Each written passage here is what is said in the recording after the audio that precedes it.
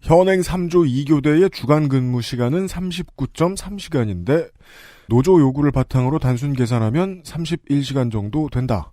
2019년 11월 20일 김경욱 국토교통부 제2차관의 발언이었습니다. 제가 확인한 조합의 요구 내역을 환산해보면 틀린 발언입니다. 이번 쟁의의 노동시간 문제에서 가장 중요한 안건은 현재의 3조 2교대에서 4조 2교대로의 변화인데요. 야간 새벽 근무를 장기적으로 해보신 분들은 아실 겁니다. 야간 8시간 노동을 하고 나면 다음날 오전과 주간은 휴식이지만 사실상 휴식이 아니죠. 그럼에도 보통 회사는 새벽조의 휴식 시간을 일반적인 휴일로 산입하여 계산합니다. 보통 노동권에서 휴일이라는 것은 기본이 체력회복이지만 그건 노예농장 관리자 레벨의 이해고요. 제대로 된 휴일의 가치는 여가, 문화생활, 정신적 스트레스 해소 등이 더 중요하다는 걸 청취자 여러분들 중 모르실 분은 없으실 겁니다. 야간조의 노동시간은 적혀있는 것보다 무조건 한 주일에 반나절쯤 더 길다는 것은 노조도 회사도 이야기를 하면 언론이 욕할까봐 잘 말하지 못합니다. 이 보이지 않는 잃어버린 시간을 포함해주지 않더라도 노조가 요구한 업무 시간은 주간만으로도 기본값이 주 35.8시간입니다. 기억의 보정을 피하기 위해 다시 말씀드리면 주간 업무 시간만입니다. 게다가 철도노조의 요구안에는 현재 5일인 유급 휴일을 절반인 2.5일, 설과 추석 연휴에는 딱 하루씩만 유급 휴가를 얻는 것으로 스스로의 살을 깎는 방안도 들어가 있습니다. 이원은 그렇게 해서라도 시설 안전 점검 업무 담당이 위험한 사고를 당할 확률을 줄이자는 것입니다. 이것을 이해해야 인력을 4,000명 추가해야 한다는 조합의 요구를 이해할 수 있습니다. 매일 밤 다 점검할 거라는 우리의 상상과 달리 현재 코레일은 매일 운행하는 열차들의 안전점검을 일주일에 한 번밖에 하지 못하고 있습니다. 2인 1조로 선로 및 정비 작업을 나가야 하는 기술자들이 직원이 없어 휴무를 지키지 못하고 지키려면 원래 일하는 역이 아닌 다른 역으로도 나가서 익숙치 않은 곳에서 작업을 하게 된다는 거죠. 들어오는 시간에 대한 계산이 없는 역에서 일을 하다 보면 들어오는 열차 선로를 피해서 옆 선로로 이동을 했다가 옆 선로에 들어오는 열차에 치여 돌아가실 가능성도 높아진다는 겁니다. 실제 그렇게 사망하신 분들이 많습니다. 내 작업장에서 우리 회사 근무 조건 문제로 내 동료가 기계에 깔려 죽는 일이 빈번히 발생한다면 여러분은 침묵하고 싶으시겠습니까? XSFM입니다. I, D, W, K. 죽음을 무릅쓰고 일을 하는데 그 결과물마저 온전하지 못한 가장 중요한 이유는 10년 전에 발생한 일과 관련이 있습니다. 이명박 정부가 선진화 정책이라는 이름으로 철도공사의 직원 5,115명을 한꺼번에 감축했던 것이지요. 그 이후 다른 곳도 아닌 자신의 일터에서 무시무시한 사고로 죽는 철도 기술자들이 늘었고 이 상황을 벗어나기 위해 인력을 채용해달라는 요구입니다. 고위공직자들은 조합의 요구를 무시하기 위해 돈을 풀어 자기들에게 유리한 연구 용역을 주문해서 인력을 조합의 요구에 반도 안 되게 늘려도 된다는 답을 사다가 내놓았습니다. 혈세 낭비한다며 보수 언론과 야당에게 공격을 당하고 싶지 않은 행정부와 여당도 당연히 책임이 있습니다. 하지만 제가 보는 더 심각한 문제는 그때나 지금이나 달라지지 않은 고위공무원과 보수 언론의 문화입니다. 인력을 줄이는 것을 최고의 선으로 여기고 승객이든 노동자든 다치고 죽으면 중도 및 진보정당 너네 뭐하냐고 욕하면 그만인 이명박의 자원비리 방산비리를 통해 언젠가부터 절대악의 대명사가 되어버린 공기업 방만경영이라는 단어 속에는 수천억에서 수조를 챙긴 것으로 알려진 이명박 한 사람의 욕망과 동료가 그만 죽고 우리 임금은 월 10에서 20여만 원 정도 올려달라는 일반인들의 평균에 한참 미치지 못하는 노동자들의 욕심이 같은 크기로 뒤섞여 같은 이미지로 굳어 있습니다. 한국 수도권에 사시는 분들은 알고 계실 겁니다. 서울 지하철 1에서 8호선과 코레일이 운영하는 열차들의 수준 차이에 대해서요. 2016년 비정규직으로 안전수칙을 무시하고 업무를 시키는 문화 속에 묵묵히 일하다 목숨을 잃은 19살 김모 씨의 이야기는 너무도 유명해졌고 사고가 있던 구의역 플랫폼에는 애도의 꽃이 가득했습니다. 지금 쟁의를 하는 철도노조의 노동 조건은 사고가 있던 당시의 서울 메트로보다 나쁩니다. 주 31시간 일하겠다고 철도 파업이라니 서울경제, 주 31시간 철도노조 파업 상식에 맞나 서울신문, 주 39시간 근무 철도노조, 주 31시간 일하겠다고 파업 조선일보, 주 31시간 황제 파업 공방 한국일보. 실제로 야간 근무 포함해야 하고 업무 중 취침은 꼼꼼히 업무에서 빠져있다는 내용까지 소개해주는 건 바라지도 않습니다. 그저 31시간 요구 같은 거 한 적이 없다고 한 노조의 반박을 전해준 언론은 저런 보도를 한 곳보다 훨씬 적습니다. 구의역 사고 때 애도하던 시민들은 다 어디 갔냐고요? 다시 모여들까봐 저렇게 열심히 견제들 하는 모습 보십시오. 노조가 잘못 계산하는 것도 있을 수 있습니다. 그건 사측과 노조가 더 협상을 하면 되는 문제죠. 온 나라가 저기 봐라 머슴이 화낸다. 그가 하는 말을 짝입어서 악마로 만들자고 달려드는 그 심성은 어디에서 나온 겁니까? 그것은 알기 싫답니다. 그것은 알기 싫다의 유승균 PD입니다. 오늘은 전직 락스타이자 전직 운동권인 김민아 시사 아저씨와 함께 2시간에 한 가지 이야기에도 시간이 모자란데 1시간에 2가지 이야기를 해보는 도전을 할까 합니다. 2가지 주제는 지소미아 종료를 둘러싼 한국, 미국, 일본의 입장과 앞으로의 전망, 그리고 사법개혁, 선거제개혁, 패스트트랙 진행의 현재 상황, 각 당과 각 의원들의 입장 정리입니다. 바쁘겠네요. 2019년 11월 마지막 목요일에 그것은 알기 싫답니다.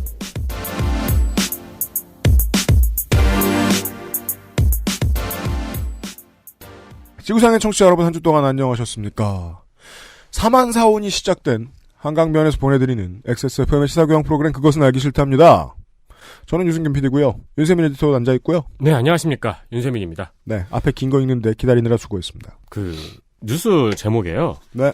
시민의 발을 묶군이라고 시작되면은 항상 다른 사람한테 이익을 주려는 뉴스인 경우가 많은 것 같아요. 최근에 제가 들은 얘기인데 저는 그런 게 다 없어진 줄 알았어요. 80년대, 90년대에 있다가 진작에 없어진 줄 알았어요. 근데 2010년대, 이제 2020년대죠. 지금 입사하는 기자들도 네. 들어가면 선배들 따라서 부처의 고위 공무원들하고 맨날 술 먹는데요. 이유 없이. 출입처 기자가 되면. 그게 문제가 안 되나 보네요. 노조의 집행부들하고 맨날 술 먹는 기자가 있다는 얘기는 못 들어봤습니다. 그러게요. 그건 뭐 문제가 된다고 막 얘기하겠죠. 문제가 돼요. 그렇죠. 네. 그러니까 기자가 금주를 해야 한다. 건강을 위해서. 이 얘기가 아니잖아요, 지금. 네. 고위 공무원들이 언론을 끈끈하게 다루는 방법이 있다는 겁니다. 좀 다른 얘기인데요. 지난주 수요일에 한국일보 기사가 있어요. 제목이 이래요. 추위에 30분 떨었다. 버스 파업 고향 출근길 가보니. 그래요. 그런 기사 제목도 늘 있는 제목이죠. 이게 무슨 내용이냐면 고향의 버스 업체에 이제 운수 노동자들이 파업을 하고 있습니다. 네. 근데 문제는 공공인프라 영역의 노동자들이 파업을 하면 그 사실을 모두 알아요. 시도 알고 도도 알고 회사도 다 알아요. 네. 그럼 어떻게 해야 돼요? 대체 인력을 준비를 하든지 준비도 당연히 해야겠지만 노조하고 협의를 해서 그리고 그 전에 한 달이면 한 달, 2주면 2주 그 전에 시민들한테 엄청 알렸어야죠. 스마트폰 시대에 알릴 방법이 없습니까? 알려야 하는 건 시의 책임이에요. 네. 시가 일을 안 해서 시민들이 불편을 겪게 된 거예요. 결국은. 네. 근데 그런 얘기는 없어요. 별로 없어요. 나중에 들어가도 얘기 없더라고요. 한국일보는 메이저 신문사들 중에서는 유일하게 2010년대에 파업을 경험을 해봤던 곳입니다. 네. 오너 일가의 이제 부패와 관련된 파업이었는데, 네. 그때 사복경찰이나 사복경찰 아닌 사람들도 막 침탈 들어오고 고생들 많이 했어요. 그때 시민들이 신문을 못 구해서 발만 동동 굴렀다. 이렇게 민주노총이 비난하면, 일 안 하는 기자들, 이렇게 비난했으면, 네. 기분 참 좋았겠습니다. 언론의 책무 망각한 파업. 좋네요. 말 잘 전해네. 아니, 근데, 저는 옛날에 항상 그런 기사 보면서 기분이 나빠서, 네. 언론이 항상 이런 식으로 기사를 내니까, 이 운수노조나 지하철이라든가, 네. 이런 분들의 파업은 항상 시민들의 불만으로 결론이 나는 시기지라고 생각을 했는데, 네. 몇 년 전부터 이제 그런 기사들에 시민들이 이제 불만을 표출을 하더라고요. 그렇게 됐거든요. 네. 그러니까 더 열심히 밀당해야죠, 지금. 보수 언론들, 경제지들. 네. 훨씬 더 열심히 이번 철도노조의 파업을 지면으로 탄압하고 있더라고요. 네, 예전보다 더 강력해진 것 같아요. 네. 그런 생각이 드는 한 주였습니다. 이번 주에 일이 많았는데 두 가지의 일을 김민아 아저씨와 빠른 시간 내에 정리해보는 위험한 도전이 기다리고 있습니다. 뉴스 라운드업을 진행한 다음에요. 그것은 알기 싫다는 18? 그 아랫줄이구나. 그것은 알기 싫다는 이달의 PC로 만나는 컴스테이션, 나의 마지막 시도 퍼펙트 25 전화영어, 대한민국 1호 반값 생리대 29days, 18 어른들의 동반자 아름다운 재단에서 도와주고 있습니다. XSFM입니다.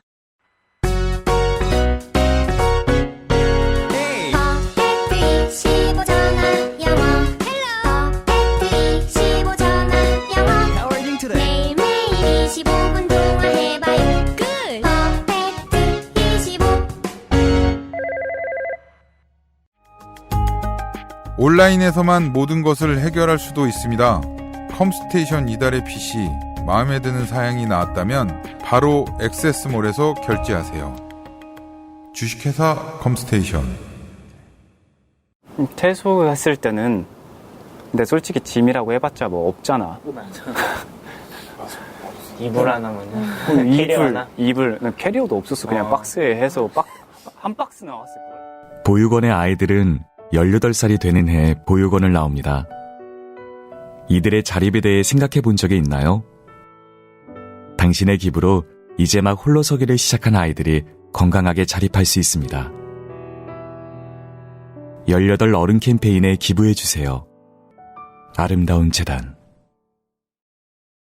아름다운 재단이 돌아왔어요. 네, 아름다운 재단. 제가 자주 이용하는 가게입니다. 아름다운 가게. 네, 아름다운 네. 가게. 네, 거기에서 오프화이트 구했대요. 맞아요.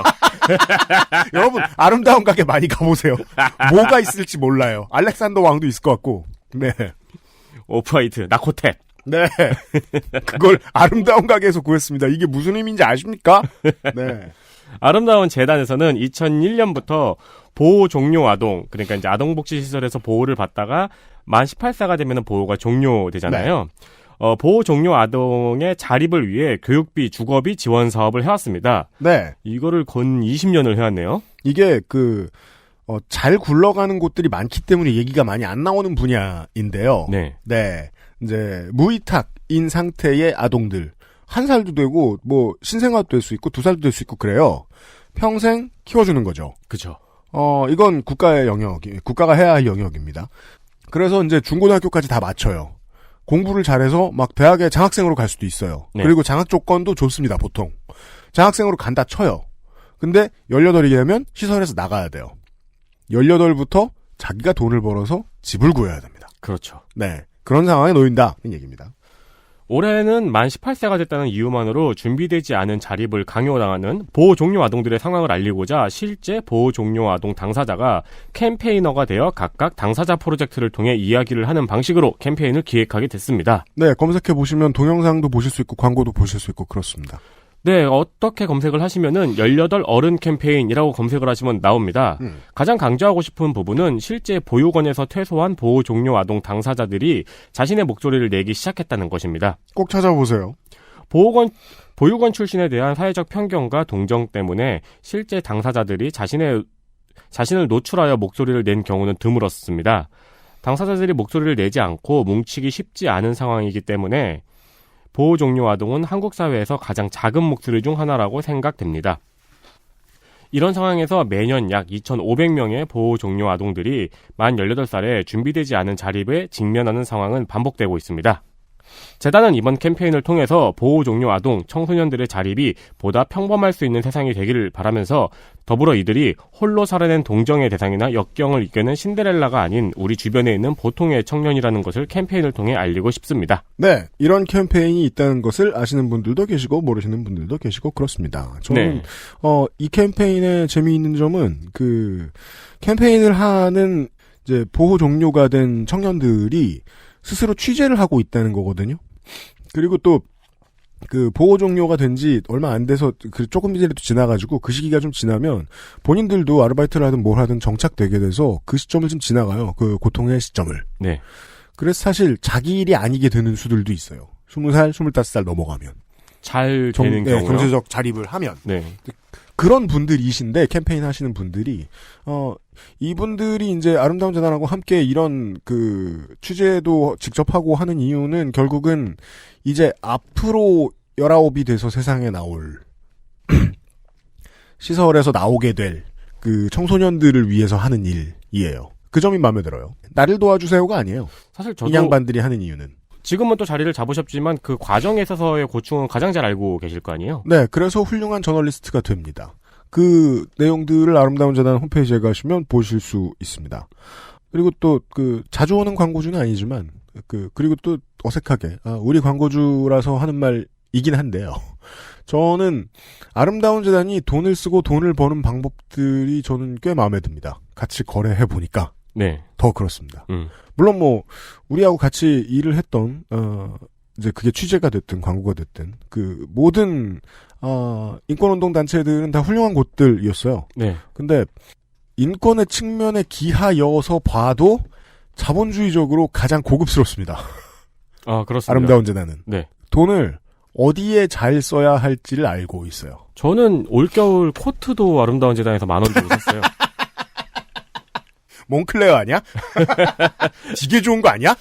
윌 스미스가 입고 있는 거? 아니, 그리고 그 풋셀을 한번 막 커뮤니티를 보다가 신발 커뮤니티를 보다가 그렇습니다. 네. 커뮤니티를 보다 보니까 어떤 분이 이제 신발 매니아들은 주기적으로 신발을 팔잖아요. 네. 이만한 신발들을 팔잖아요. 네. 근데 어떤 분이 맨날 팔았다가 올해는 다른 생각이 들어가지고 팔지 않고 아름다운 재단에 기부를 한번 해봤다. 네. 예, 이것도 좋은 방법인 것 같다라고 올리신 글도 있더라고요. 네. 부끄러운 얘기입니다만 10번을 안 신고 처분하는 게 꽤 있습니다, 제가. 네. 아름다운 재단에 좀 갖다 줄까 봐요. 네. 아무튼 이런 행사를 진행을 하고 있습니다. 꼭 기부를 하지 않으셔도 좋으니까 좋은 정보를 얻어갈 수 있을 것 같습니다. 청취자 여러분들 아름다운 재단 홈페이지 한번 들려봐 주십시오. 아름다운 재단 돌아와서 반가워요. 뉴스 라운드업 History in the making. 뉴스 라운드업입니다. 노정면 앵커의 YTN 보도국장 내정자 임명 동의 투표가 부결되었습니다. 네, 이게 무슨 소리냐면 보도국장이 될 수 없게 되었다는 것입니다. 그러니까 내부 구성원들의 반대가 셌습니다. 그렇습니다. 그러니까 내정이 되어서 내정자였는데 임명 동의 투표를 통과를 해야 되는데 그걸 통과하지 못했다는 이야기죠. 그렇죠. 투표 참여율은 92.78%였습니다. 네. 임명 동의를 얻기 위해서는 투표 참여 인원 347명의 과반인 173명 이상의 동의가 필요한데요. 네. 투표 결과는 171명, 49.28%에 그쳐서 보도국장으로 임명되지 못했습니다. 네. 그 살짝 기만장 차이로 나가리가 되었다. 2명. 이렇게 보실 수 있습니다. 네. 네, 2명에서 3명. 네. 노정면 앵커는 94년 YTN의 공채 기자로 입사해서 기자, 네. PD, 앵커를 모두 지내고 08년 YTN 노조위원장으로 당선되어 이명박 정부에 맞서다가 해직되었습니다. 사실상 그 YTN의 팜이 키워낸 언론인 중에 그 레이블 파워가 가장 센 인물이죠. 네, 가장 유명한 작품은 저거죠. 돌발 영상. 그렇죠. 네. 이후 뉴스타파, 국민TV, 일파만파 등 대한 언론을 거치다가 2017년에 YTN에 복직되었습니다. 네. 디테일을 저희들은 추측만 할 수밖에 없습니다만 부결이 된 이유 중에 큰 걸 한 2가지 정도로 보고 싶습니다. 하나는 세대 교체, 그리고 또 하나는 출입처 문제였던 것 같은데요. 그 취재 방식의 개혁. 이 2가지에서 좀 벽에 부딪힌 것 같은데요. 그 상대적으로 젊은 40대의 직원들을 그 보도국에서 책임 있는 자리로 올리겠다라는 게 이제 공약일까요? 그걸 공약이라고 부르나요? 저기서도 그 내건 슬로건들 중에 하나였는데 일단 고참들이 싫어했을 것 같아요. 네. 그리고 세대 교체되면 나도 승진 빨리 할 수 있어라고 생각을 할 수 있는 언론인들도 싫어했을 것 같습니다. 더 바빠지니까요. 거부감이 좀 있는 경향들이 있습니다. 네. 그건 이제 내부에서 좀 시끄러웠을 문제고 외부에서 관심을 가지는 것들 중에는 출입처 기자 제도를 폐지하자라는 건데 사실상 거의 폐지 정도의 메시지를 들고 나왔나 봐요. 근데 이제 YTN은 폐지하자는 노력을 이미 한 번쯤 한 적이 있습니다. 몇 년 됐는데요. 그때 기획 취재팀인가 기획 이슈팀인가 정확한 이름은 기억이 안 나는데 그런 팀을 돌린 적이 있어요. 근데 바깥에서 뉴스 소비자가 봤을 때는 YTN의 그 기획 이슈팀이 좀 망한 거예요. 왜냐하면 YTN의 소비자들은 심층 취재를 소비하지 않아요. 그건 뭐 MBN도 마찬가지죠. 연합뉴스 TV도 마찬가지인데 심층 취재 코너가 뭐 시사기획창이나 그 PD수첩처럼 MBC나 KBS의 경우처럼 시그니처화가 안 됐어요. 네. 실패했어요. 그리고 소비자 입장에서 냉정하게 얘기할 것 같으면 YTN에서 취재를 오랫동안 해온 사람들은 탐사보도 능력을 키우기가 어렵습니다. 제가 보기에는. 네. 여러 가지 내외의 이유로 잘 안 됐어요. 그럼 우리는 우리대로 그 출입처를 못 들어가니까 취재를 멋있는 걸 해올 다른 방법을 꾸며내야 되는데 그게 쉽지 않다. 라고 생각을 했던 것 같습니다. 구성원들이. 줄이면 줄이지 없애자는 건 좀 그렇다. 정도의 생각을 했던 것 같아요. 네. 내부 구성원들도 입장이 있으니까요. 그런 입장들 때문에 50%가 넘는 반대가 나온 것 같습니다. 아니 언론인 맨날 욕먹습니다만 언론인도 직장인이고 사람이잖아요. 그럼요. 네. 환경이 너무 많이 바뀔 때 대안을 생각해야 되는데 네. 그 대안이 없다고 여긴 모양이에요. 네, 그런 것 같습니다. 이 YTN의 이야기를 지금 전해드리는 이유는 앞으로 이제 보도국장 같은 그 언론사의 고위 간부들 바뀌면서 이런 이야기들 할 거거든요. 보통 내부에 투표 시스템들이 있습니다. 네. 내부 구성원들이 얼마나 반발할까는 관심사가 되어야 한다고 생각합니다. 이건 좀 긍정적이라고도 보는 거예요. 49%는 합의해 줬잖아요. 네. 원래 저 반대 같은 거 하는 거 아니래 이러면서 찬성 찍었을지 모르겠습니다만 합의해 줬잖아요. YTN 의 언론인들 2명에 1명은 이런 개혁에 찬성했다고 봐도 되는 겁니다. 네. 세대 교체는 당연히 이제 시스템의 전환이 뒤따라오잖아요. 네. 거부에 직면하지 않을 수는 없죠. 당연합니다. 네. 네. 쉬운의 직장 잃고 싶지 않거든요. 다음 뉴스입니다. 독일의 베를린시가 내년부터 5년 동안 주택 임대료를 동결하는 법안을 발표했습니다. 이 문장은 잘못 썼군요. 네. 베를린시가 독일에 있다는 걸 모르는 분은 없잖아요. 네. 아니 미국 시골 어디 가면 또 있을지 모르지. 아, 그럴 수도 있죠. 미국 시골에는 온 나라의 도시가 다 있더라고요. 네. 서울만 없고. 2014년 이전에 지어진 주택의 임대료를 올해 6월의 가격으로 내년부터 5년 동안 동결하는 내용의 법안입니다. 내년 1분기부터 시행될 예정이고요. 해당되는 주택은 150만 채입니다. 또한 새 임대계약에 대해서도 제곱미터당 9.8유로로 상한선을 정했습니다. 네. 이 9.8유로는 한 12,000원 하더라고요. 네, 그렇습니다. 그래서 왜 이렇게 싸 싶었어요. 네. 네. 수도인데 그래도. 베를린은 그런 사연이 있어요. 이러한 법안에 대해서 베를린 내에서는 개인의 재산권 침해라는 지적과 임대인들이 공급 물량을 묶을 것이라는 우려가 나오고 있습니다. 네. 최근에 임대료 폭등 문제는 독일뿐 아니라 유럽의 다른 주요 도시에서도 겪는 문제라서 네. 베를린의 이러한 시도를 눈여겨보고 있는 중입니다. 베를린의 특수성이 좀 있는데요. 세계의 대도시 중에 아주 흔치 않은 케이스입니다. 반은 자본주의, 반은 공산주의였던 도시를 합한. 네. 그게 한국의 사람들이 특히나 이제 바깥에 얘기하기 힘든 것들 중에 이제 이런 게 있어요. 공산 국가들이 잘한 일, 의료, 교육, 그 다음에 주거. 네. 입니다. 이 세 가지를 걱정해서 힘들었던 사람들은 없었습니다. 적어도. 네. 동독이나 독일의 경우죠. 베를린의 경우에는 어땠냐? 동베를린에 공공주택이 엄청 많았던 거예요. 어마무지하게 많이 지어놨던 거예요. 네. 그게 독일 통일 이후에 베를린의 경제를 좀 지탱해줬어요. 아, 그 지어놓은 어마무시하게 많은 공공주택들이요? 네. 그랬다가 그걸 2000년대 초반에 팔아버립니다. 민간한테요? 네. 시에서 민간에 팔아버립니다. 그때 그 경제공황도 많이 덮쳤던 시절이었고, 이겨낼 방법들을 강구를 하다가, 자본주의 독일의 베를린 시정부에서는 이것을 팔기로 합니다. 그때부터 공공주택이 줄어들기 시작했고, 공공주택 정책은 한국처럼 늘어나는 추세가 아니고, 있었던 걸 점점 줄이는 추세로, 유럽 동쪽의 국가들이 바뀌는 중이라는 게 중요합니다. 무슨 얘기하다 말았냐. 그리고, 네. 이제, 또 하나 한국의 도시들이 이해할 수도 있고 이해할 수 없기도 한 것이 도시 전체가 재개발로 인한 집값 폭등을 경험하고 있는 것 같아요. 네. 왜냐? 한국에서는 일부 동네에만 있는 젠트리피케이션이 온 시내를 덮친 이유는 온 시가 젊은이들이 들어와서 문화를 꽃피웠기 때문이라고 상상하면 쉽습니다. 네. 가난하지만 섹시한 도시 이런 식으로 불리고 그랬어요. 2000년대 초중반에는. 네. 네.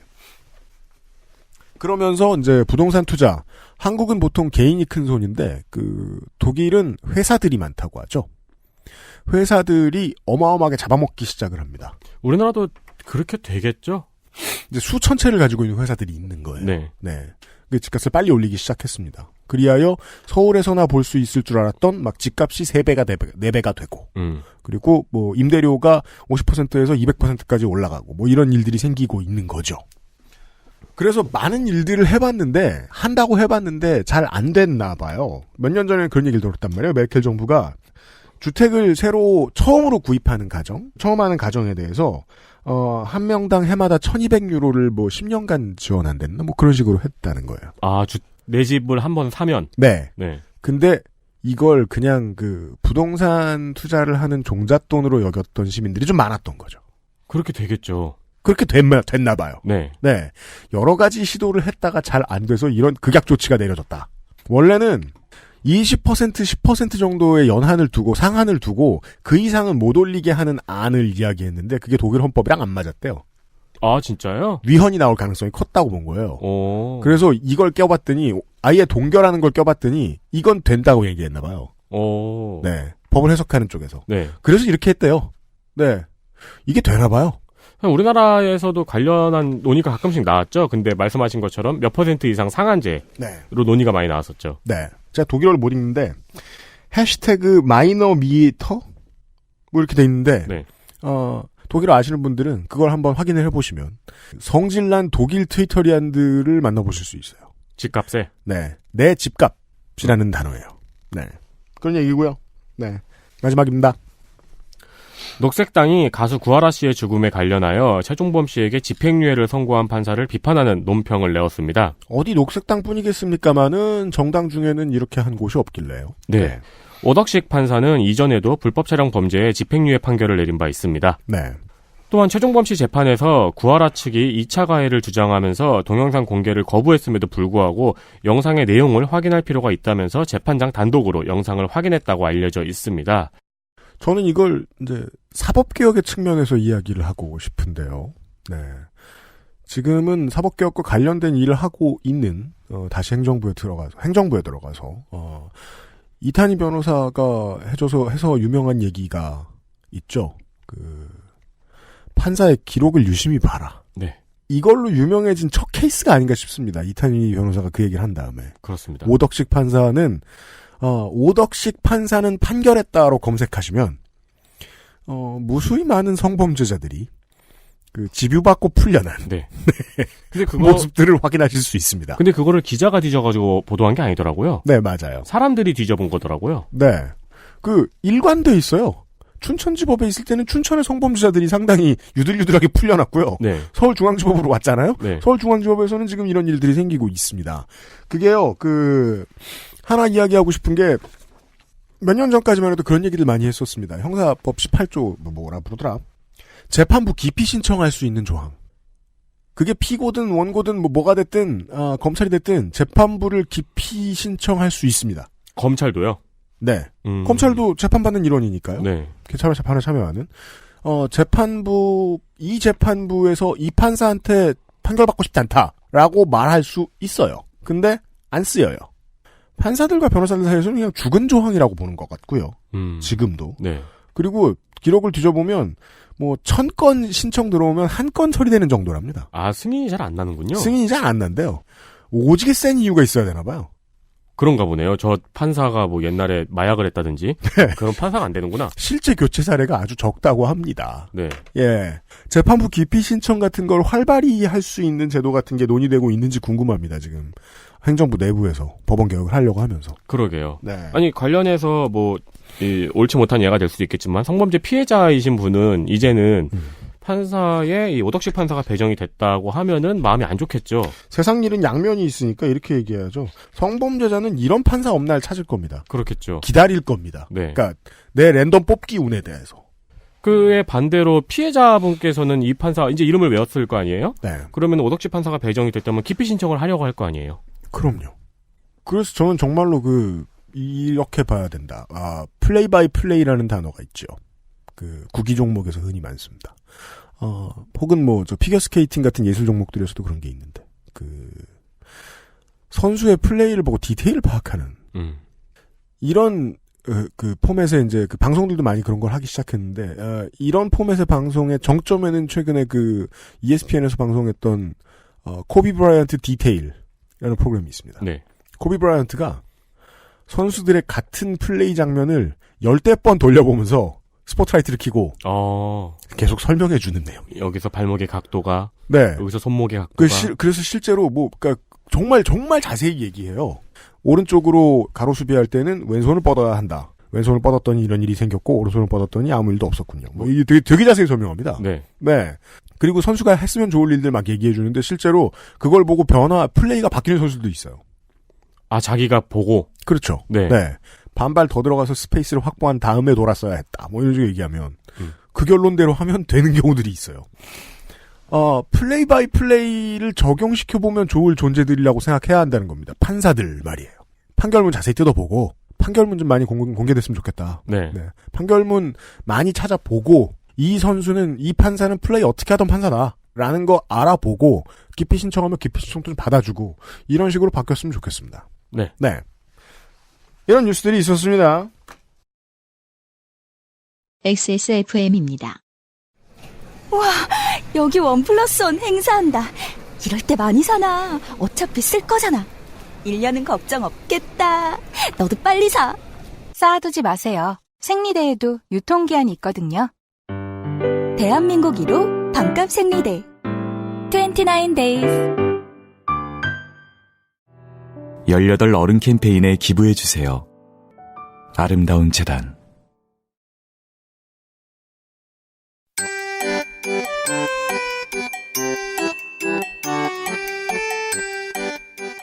양산형 시사평론 민하문구.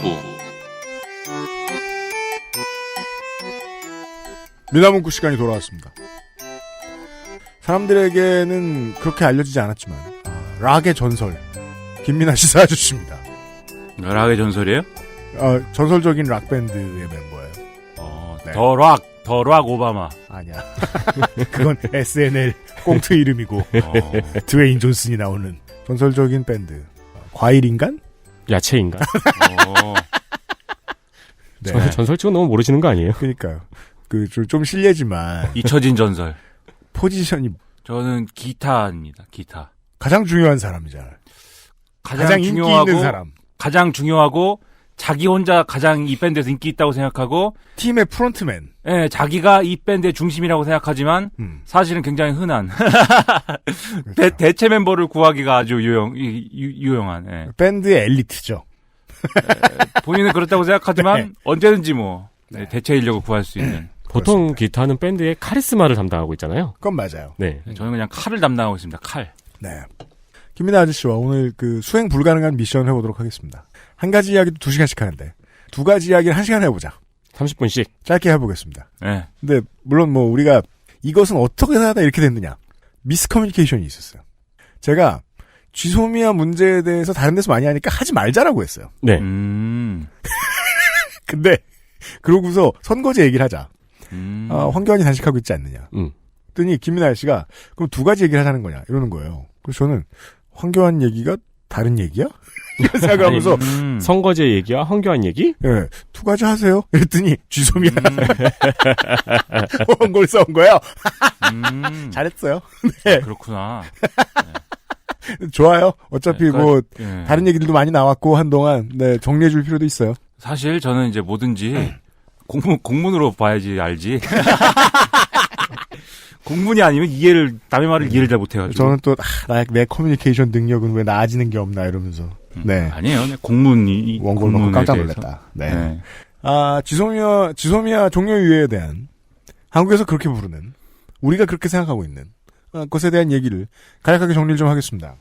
지난 22일에 정부가 수출 규제 관련 협의를 연다 이걸 전제로 해서 지소미아 종료 결정했던 거를 유예한다 이렇게 밝혔는데 확실한 팩트 그 둘은 맞물려 있다. 타이밍이라도 그렇잖아요. 그렇죠. 그리고 WTO에 그동안 우리가 제소 절차를 진행하고 있었거든요. 그럼요. 이것도 일단 중지한다. 그리고 일본하고 국장급 협의를 추진하기로 했고 이 어떤 최종적인 합의에 도달하기 위한 모종의 패키지들도 제안을 했다. 이렇게 이제 밝혔어요. 네. 그리고 일본 정부도 이제 이후에 입장을 냈는데 대략 이런 얘기였습니다. 한국 정부가 지소미아 뭐 종료 유예한다고 해서 뭐 알았다고 했고 수출 규제는 뭐 그대로 유지할 거다. 이게 이제 일본 경제산업성이 나와서 한 얘기예요. 네. 그리고 일본 언론은 이게 우리가 퍼펙트 게임으로 이겼다.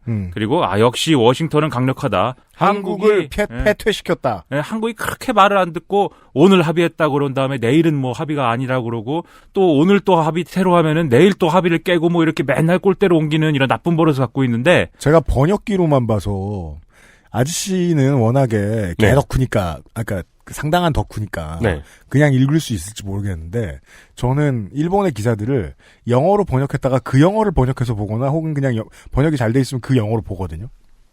아 그래요? 네. 요새도 그렇게 보고 있어요. 그게 아니면 저 일본어 잘 모르잖아. 하나도 모르잖아. 근데 이상하게 진짜 일본어를 한국어로 바로 번역하면 되게 읽기가 힘들더라고요. 그걸 보면 그런 말들이 나와요. 한국에 대한 이야기. 늘 그랬듯 미국에 이런 식의 표현들이 많이 나와요. 네. 이 나라가 미국에 하라 그러면 언제 안 한 적이 있었냐. 예측 가능한 얘기였다. 라는 식의 정리들을 하고 있는 언론사들이 많습니다. 네, 그래서 미국한테 혼났다, 한국이 까불다가. 그렇죠. 그 결론입니다. 네, 그래서 아주 우리는 손 안 대고 코 풀었고, 역시 미국은 강력해. 이런 보도를 쭉 했습니다. 네. 그래서 이제 일요일 날 우리 정의용 청와대 국가안보실장이 매우 화가 나서는 이제 한 아세안 특별 정상회의라는 게 진행이 됐거든요. 네, 그렇죠. 네, 기사도 많이 났지만. 네, 방송을 좀 해볼까 하고 있는데, 아무튼. 네, 기사가 아무리 많이 나와도 사람들이 관심이 없으면 뭐 몰라요. 네, 맞아요. 안 보여요, 그게. 지난 3년간의 결실이었는데, 아무튼 잘 안 보아요. 네, 기사를 인터넷에 도배를 해놔도 사람들은 기사가 없다고 그래요. 관심이 없으면. 이번 주부터는 안 그럴 것 같아요. 왜냐면은, 오전, 오후 이렇게 해가지고 행사 있을 때, TV들도 많이 나가고, 취재도 많이 하고 그래서, 이제 좀, 봤다 하는 분들도 늘어날 것 같은데, 모르겠습니다. 나중에 많지 않는 또 사회를 정우성 씨가 봤잖아요. 아, 그래요? 네. 그게 그 다음에 한 메콩 정상회담 메콩 강유역 5개국. 오늘 하는데, 오늘 보니까 중계하고 있더라고요, 종편에서. 네, 근데 이제 부대 행사로 한 메콩 생물 다양성 무슨 뭐 특별전이 열린대요. 그게 한강과 메콩강 유역의 생물의 다양성을 하여튼 뭘 하는 건데. SK가 한번 진하게 파괴했는데, 거기에 다양성을. 근데 이제 거기가 가면은 세상에 미얀마 별거북 등 희귀한 동물종을 많이 볼 수 있다. 그리고 일반에는 이번 달 말부터 12월 말까지 공개가 된다. 이런 유용한 정보가. 그렇습니다. 미얀마 별거북에 대해서. 별거북은 예쁠 것 같네요. 아무튼, 이게 열린 부산 백스코 프레스센터에서 기자회견을 열어서 일본을 막 욕했습니다. 네, 국가안보실장 본인 피셜로 막 뭐라고 했습니다. 그러니까 네가 가서 화내라고 시킨 것 같지 않았습니다. 내 피셜이다! 정의용 실장 그 외교관 출신인데 누가 그렇게 하랍니까? 내가 이러면서 내가 국가안보실장이다. 와일드하게. 왜죠? 미얀마 별거북은 진짜 예쁘네요. 아 그래요? 예쁜 꼬마 선충보다 그렇네요. 귀엽게 생겼네요. 키우고 싶네요. 내가 키우면 다 죽으니까 안 키우는 걸로 하고. 그렇습니다. 이 정의용 실장 주장은 뭐냐면 먼저 일본 정부가 합의 사실을 사전에 언론에 누설을 했는데 그러지 않기로 해서 우리는 언론에 다 안 알렸는데 니는 왜 그러냐 이거였어요. 실제로 그날 사실 제가 이제 라디오 방송 같은 거 하는데 아이템을 갖고 논의도 하고 뭐 이럴 거 아닙니까? 제작진하고. 근데 대략 그 전날 이제 분위기도 그랬고 지소미아는 이대로 뭐 물 건너 가나 봐. 종료가 되나 봐. 다들 이렇게 생각해서 거기에 맞춰서 이제 아이템 세팅을 하고 있었는데 그랬군요. 낮에 오후에 갑자기 NHK가 보도를 했어요. 한국이 지소미아 종료를 유예한다고 우리 정부에 통보를 했네요. 이렇게 보도를 했어요. 낮에. 그러니까는 사실 저녁 때 한국하고 일본이 같이 발표하기로 했는데 한국은 보도 자재 시간 수준이 아니라 언론에 안 흘리는데 성공했는데 너는 대놓고 뭐 가르쳐주고 의도가 뭐냐. 이렇게 이제 정의용 실장이 뭐라고 했고 그다음에 또 분명히 동시에 발표하기로 했는데 너네 왜 7, 8분 정도 늦게 발표했는데 이게 뭐 살다 보면 그럴 수 있지 수준이 아니고 너네가 이런 거는 의도가 있는 것 같아. 이게 정의용 실장 주장입니다. 이게 뭔가 둘이 같이 합의를 해서 낸 결론이다 이게 아니라 한국 정부가 뭐 고맙게도 우리는 아무것도 안 했는데 지소미아 종료를 유예를 시킨다고 하니 우리도 뭐 그거에 대해서 입장을 한번 표명해 볼까? 이 얘기를 하려고 일부러 7, 8분 늦게 나온 거 아니냐. 경제산업성이. 그렇죠. 이 얘기를 이제 정의용 실장 했어요.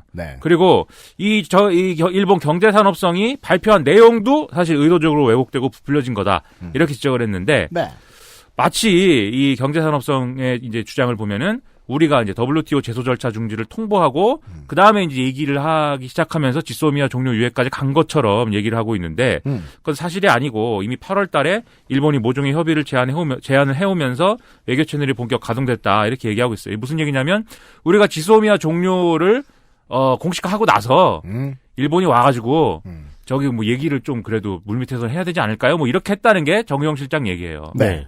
근데 일본 경제산업성은 아주 그게 아닌 것처럼 얘기를 해서 양국 간의 어떤 합의 내용을 부정하고 있다 이렇게 얘기를 했고 그래서 이런 면에서 일본의 언론 보도는 경강부회고 그리고 또 자신들은 아무것도 양보하지 않았던 아베 신조의 발언에 대해서도 양심이 있는 지도자면은 그렇게 얘기할 수가 있는 거냐 이렇게 또 대놓고 남의 나라 지도자를 욕을 또 했습니다. 그렇습니다.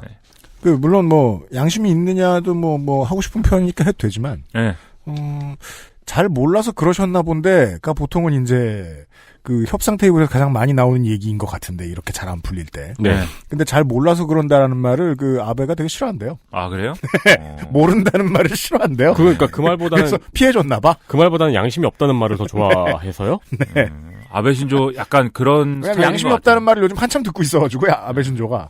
왜냐면 아베 신조 그런 스타일인 것 같은 게 양심이 없다. 이거는 사실 뭐 양심이 사람이 뭐 없을 수도 있죠.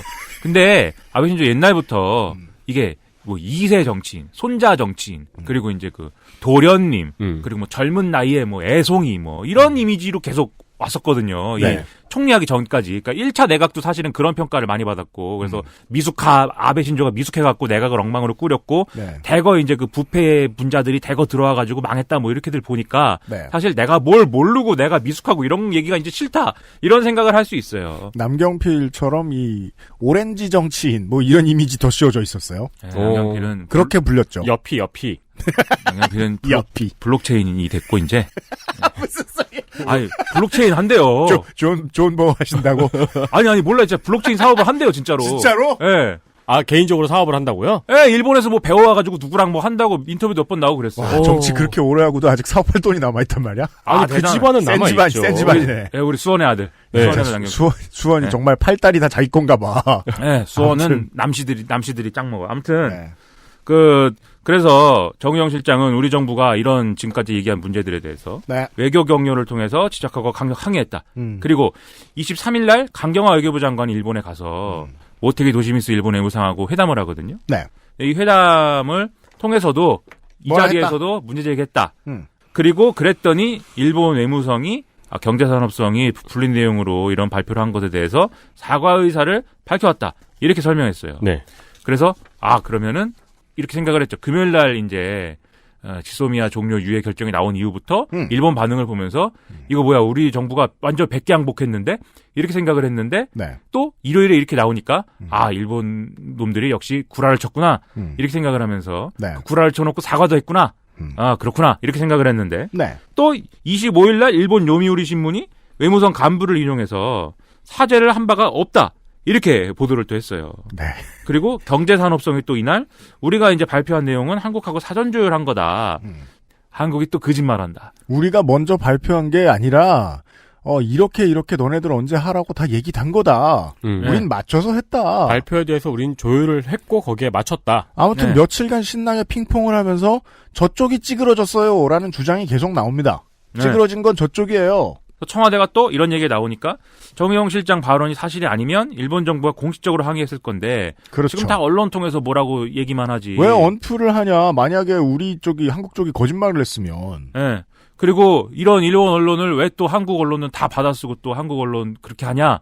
한국인이면 한국 정부를 믿으세요 좀 이렇게도 얘기를 하고. 저는 근데 그 문제는 이렇게 평소에는 그러면 안 되지만 이번에는 그렇게 생각하는 것도 좋을 것 같아요. 이 상황에서 조중동을 왜 신경 써주지? 라는 생각을 하는 것도 좋았을 것 같긴 한데. 그 약간 일본을 그때 기사 읽기 시간에 손희상 씨가 와서 얘기한 바에 의하면은, 그리고 이제 네스지 님도 아마 얘기를 해준 바에 의하면은, 일본을 약간 기사의 부화장처럼 쓰잖아요. 스포닝풀? 네네. 그러니까 한국에서 조그만 기사를 내면은 그게 일본에서 이렇게 커지면은 그걸 다시 한국에서 보도하는. 네, 그런 경우도 많고. 조선일보 따다 쓰는 일본 언론들도 많으니까요. 네. 네, 여튼. 언론은 빼도 된다는 얘기예요. 제가 하고 싶었던 얘기는. 네. 그리고 사실 근데 우리가 모든 걸 논리적으로 살 수는 없지만 같은 논리는 만약에 그 논리 그대로 기계적으로 적용하면 일본 언론은 뭐 일본 편드는 얘기 하는 건데 그럼 그걸 뭐라고 하겠습니까? 근데 저는 그렇게 하지 말고 틀린 건 틀렸다고 하고 그냥 이 언론 보도가 잘못된 거는 그냥 잘못됐다고 하는 거 하면 되는데 이제 청와대가 뭐 이렇게 생각해 보자고요. 오전에 뭐 회의하고 이럴 때 모든 사람들이 제가 오늘 뭐 이렇게 써가지고 이렇게 얘기할 건데요. 뭐 언론이 그러지 말라라고 뭐 한국 언론이 왜 그러냐고 이렇게 얘기할 건데요. 이렇게 다 얘기한 다음에 대통령이 뭐 그거 좋구만. 사운드 굿. 그래서 이렇게 얘기 안 한다고. 그렇죠. 이게 그러니까 통제 안 된 메시지일 가능성이 매우 높은데요. 디테일로만 보면 결론만 얘기를 하면 청와대에 들어간 분들이 자기들이 어공이지만 고위공직자에 속한다고 볼 수 있다는 사실을 가끔 망각하는 것 같아요. 네, 이거는 청와대발 메시지로 나오기엔 적절치는 않았습니다. 우리 MBC 출신이셔가지고 우리 MBC PD 수첩이 네. 다뤄줄 거예요? 뭐 잘못한 거 있나 봐? 네. 아니 여기 나오니까 PD 수첩이 안 나오나 이제? 아니 또 나오실 거예요. 네, 여튼. PD 수첩이. 네. 아무튼 그렇게 이제 주장을 했어요. 네. 그랬더니 이날 또 스가 요시히데 일본 관방장관이 정부로서 사과한 사실은 없다. 그렇죠. 이렇게 기자 브리핑에서 얘기를 했고 네. 그러면서 수출 규제하고 지소미아는 전혀 다른 문제다. 또 이렇게 또 한마디 했어요. 같은 날 자꾸 얘기가 나올 뿐이다. 네. 네. 그래서 26일 날은 한국 언론들이 외무성의 사무차관을 특정을 해서 우리 정부가 이제 주일 대사관 정무공사를 앞서 얘기한 문제를 항의하기 위해서 초치를 했는데 네. 그때 이제 이 정무공사 즉 외교관이죠. 외교관 와갖고 우리 사무차관님의 메시지입니다. 이러면서 이 앞서의 사과, 이 네. 경제산업성의 오바의 메시지는 사과한다 이런 메시지를 전달해왔다라고 이제 특정을 해서 보도를 했어요. 이게 한자 문화권 공통의 단어인 사과를 그대로 썼다. 근데 또 27일 날 모테기 도시미스 일본 외무상은 이것도 사실이 아니다 이렇게 주장을 했어요. 네. 근데 요건 조금 잘 봐야 되는 게, 요 사무차관이라는 직업은, 우리나라 이제 차관이랑 비슷한 거죠. 근데 이 일본이라는 동네는 내각제 국가고 이렇게, 뭐 그렇기 때문에, 차관들이 여러 개가 있습니다. 뭐 미국도 뭐 물론 그렇죠. 그래서 사무차관이라 그러면 직업공무원 중에 맨 위. 그래서 직업공무원으로서 그냥 승진해서 갈 수 있는 최고의 자리 사무차관이에요. 네. 고위공무원, 고위공직자. 네. 근데 여기는 이제 쉽게 얘기하면 이제 늘공인 것이고, 그렇죠. 그 위에 이제 다른 차관들이 있는데, 여기 이제 어공들이 있어요. 의회에서 들어온 사람들. 네. 그리고 요 외무상은 모테기 도시미스는 얼마 전에 고노다로가 방위상으로 가면서 이제 새로 들어온 사람이고, 그 다음에 아베 신조랑 이 계파는 다른데 친해요. 그리고 성향도 좀 뭐라 그럴까 들이받는 스타일, 그리고 좌충우돌 스타일, 그 다음에 좀 그러면서 좀 영악한 스타일, 뭐 이런 스타일이거든요. 네. 그래서 그런 차이가 있다는 거를 우리가 보면은 감안하면은 이게 지금 어떤 상황인지 이제 대략 알 수 있습니다. 플레이 하는 거죠. 모테기 도시미스 계속. 그렇습니다. 네. 원래 그런 사람이에요. 좌충우돌 영악하게요. 네. 그러니까 그렇죠. 저는 강경화 장관이 용어를 잘못 쓴 건 없다고 봐요. 사과 의사를 전달했다. 네. 이건 공문 받았다랑은 얘기가 달라요. 예. 네. 네. 그리고 보통 사과 의사를 전달받는 정도다. 물밑 협상을 하다가. 그런 거면 이걸 가지고 언플 안 하거든요? 근데 꺼내야 될 필요가 있었던 상황이잖아요. 지금 계속 누가 더 찌질한가 얘기를 하고 있는 중인, 누가 찌그러던 날 가지고 싸우는 중이니까. 그러다 보니까 쓸 카드로 생각은 했는데 단어를 틀리게 말한 것 같진 않다는 겁니다. 공식이라는 단어보다는 사과 의사 전달이라는 말은 팩트에 어긋남이 없다라고 생각했던 것 같아요. 다 뭐 그런 건데 외교 경로를 통해 사과했다. 이 얘기는 맞는 건데 그럼 외교 경로를 통해 사과한 것이 일본 정부의 공식 입장이냐. 그렇죠. 네. 이건 또 뭐 다른 문제일 수 있거든요. 그렇죠. 그렇기 때문에 뭐 서로 이제 완벽한 거짓말을 한 건 아니지만 뭐 스가 요시히데와 우리 이제 정의용 국가안보실장이 뭐 완벽한 100% 거짓말을 서로 주고받고 이런 건 아니지만 네. 어쨌든 둘 다 이제 만들고자 하는 모양새는 있는 거죠. 이걸 그죠. 통해서. 그게 정반대라는 건 분명하다. 네. 네. 그러니까 같은 드레스를 보고 지금 금색이냐 파란색이냐 싸우고 있는 그런 상황일까요? 금색 파란색이었나 그게? 그것은 파랑 검정입니다. 파랑 검정이었나요? 검파. 네, 검파 드레스입니다. 네. 저는 흰금이라고 봅니다. 아, 그렇죠. 네. 그러니까 하는 얘기가 달라질 수 있어요. 네. 그래서 이제 외교적인 접촉을 통해서 차관급 뭐 이런 늘공이 와가지고 이건 검파라고 볼 수도 있다라는 의사를 전달해 왔을 수 있습니다. 네. 그리고 또 이제 외무성에 또 늘공들이 있을 거 아니에요? 이 사람들이 계속 협상을 하면서는 지금 내각이 이런 거는 좀 다른 소리를 하고 싶어 하는 것 같습니다. 라고 얘기를 하면서 한국 외교부더러 좀 참으시고 네. 이런 말은 계속 했을 수 있죠. 그래서 그 일본 왜 이러는 거냐. 지금 제가 얼음을 먹고 있어요. 네, 얼음을 다 드시고 말씀하시는 건 어떨까 건의드리고 싶습니다. 여러분도 얼음을 입속에서 굴리는 저의 이 촉감을 느끼시면서 무슨 소리? 시원한 한 주 보내십시오. 왜요? 김미나 입안에 들어온 기분을 느끼란 말이야. 네, 시원한. 네. 아무튼 일본으로 왜 이러냐를 알기 위해서 네. 약간의 이제 개념 정리가 필요합니다. 네. 지소미아. 지소미아가 뭐냐? 이게 사실은 다 아실 겁니다. 지소미아가 뭔지 모르는 사람 없어요. 네. 그러니까 뭐 절대 악처럼 얘기하고 있는데 그거는 좀 자세히 얘기하지 못해서 그런 것 같아요. 박근혜 정부 때 했다고 뭐 절대 악이라고 말할 이유는 없고. 그렇죠, 네. 뭐. 근데 이게 한일 군사정보보호협정이라는 이름을 영어로 쓴 다음에 이걸 약자로 쓰면은 지소미아가 되는 건데. 왜냐하면 군사정보보호협정은 다른 나라들과 한국은 많이 맺어놓고 있습니다. 가장 최근에는 UAE와 했는데 그거는 무기 수출 관련된 것이 좀 크고. 네. 이명박 때는 그걸 이제 원전 수출로 바꿔가지고 자기도 어떻게 해먹었는지 모르겠습니다만 여튼 여러 가지 이유들로 군사정보보호협정을 하는 국가들이 많았습니다. 한국과. 그렇죠. 그리고 미국은 엄청나게 많이 합니다. 이유는 뻔하죠. 그 군사 기밀을 어쨌든 주고받아야 될 필요가 있는 국가들하고는 맺습니다. 그리고 제가 알기로는 뭐 5년 단위로 보통은 하는데 재계약을. 네. 근데 이제 일본이니까 우린 일본 싫으니까 1년 단위로 했어요. 그래서 2016년 11월 23일에 이제 이게 체결이 된 것이고. 네. 그래서 유효 기간은 앞서 말씀드렸다시피 1년으로 하고 종료를 하고 싶으면 3개월 전에 통보를 해라. 양쪽 누구든지. 그리고 니네가 특별히 종료 통보를 누군가 하지 않으면 그건 그냥 자동 연장되는 걸로 하자. 이런 내용이었어요. 그리고 핵심 취지는 한국과 일본이 직접 군사비밀 정보를 교환한다. 이건데 그전까지는 이 군사정보를 교환하기 위해서는 2014년에 체결된 한미일 정보공유 약정을 따라야 됐어요. 그러니까 이게 어떻게 되는 거냐면 이런 겁니다. 이게 그냥 제가 단순해서 말씀드리면 북한이 예를 들면 미사일을 쐈다. 네, 그러면 이제 우리는 이제 그 미사일을 예를 들면 나름대로 북한하고 붙어 있으니까 탐지를 해서 우리 레이더로 봤다. 네, 정보를 갖고 있죠. 네. 그리고 미국도 엄청나니까 또 모든 게 모든 정보 자산이 엄청나니까 다 파악을 하고 있죠. 미국과 한국의 정보보호협정과 무관하게 미국의 군사시설이 한국에 있기 때문에 다 갖고 있죠. 근데 이제 일본은 이제 부족하다 이겁니다. 예를 들면은 부족하기 때문에 근데 자기들도 어쨌든 북한이 미사일을 쏘면은 뭐 멀리 가니까 자기들도 안보의 위협을 느끼기 때문에 정보를 좀 달라 이거예요. 우리도 대비를 하게. 그럼 미국에 물어봅니다. 근데 정보를 우리한테 달라고 할 계제가 아니기 때문에 미국한테 우리가 미사일에 대한 정보가 좀 필요한데 얘기 좀 해주세요. 이렇게 해요. 미국이 그래 알았어. 는 한국한테 가가지고 얘들아 일본이 이거 미사일에 대한 정보가 필요하다는데 좀 줘봐 이렇게 얘기를 해요. 그러니까 이제 한일 간의 군사 정보는 미국을 통해서 간다. 그렇죠. 그 한국은 또 그러면은 우리가 미사일 정보를 갖고 있긴 한데 굳이 뭐 일본에 주고 싶지 않은데요. 그러면 미국이 또 그래 알았어. 일본에 가가지고 한국이 안 준대. 어떡하냐? 그 일본이 또 그러지 말고 좀 달라고. 우리가 미사일이 떨어지면 어차피 우리 앞바다에 떨어지는데 거기 떨어진 거 주워 갖고 우리가 분석한 결과를 줄 테니까 그러면 그거 대신에 그럼 그 미사일 발사할 때 뭐 어땠는지 이런 거 달라고 그러세요. 그럼 미국이 또 그래 알았어. 한국에 가가지고 일본이 이런 거 저런 거 준대는데 니네 이거 줄래? 그럼 한국이 또 그래 그거 받고 콜 그러면 묶고 더블로 가 이렇게 하는 거예요. 네. 그러면 17년 동안 그런 식으로 정보를 주고받았다. 미국이 그 전에도 사실 그런 식이었는데 2014년에 아예 협정을 통해서 이 루트를 이제 공식화한 거예요. 근데 이게 그러다 보니까는 미국이 열받는다 이거예요.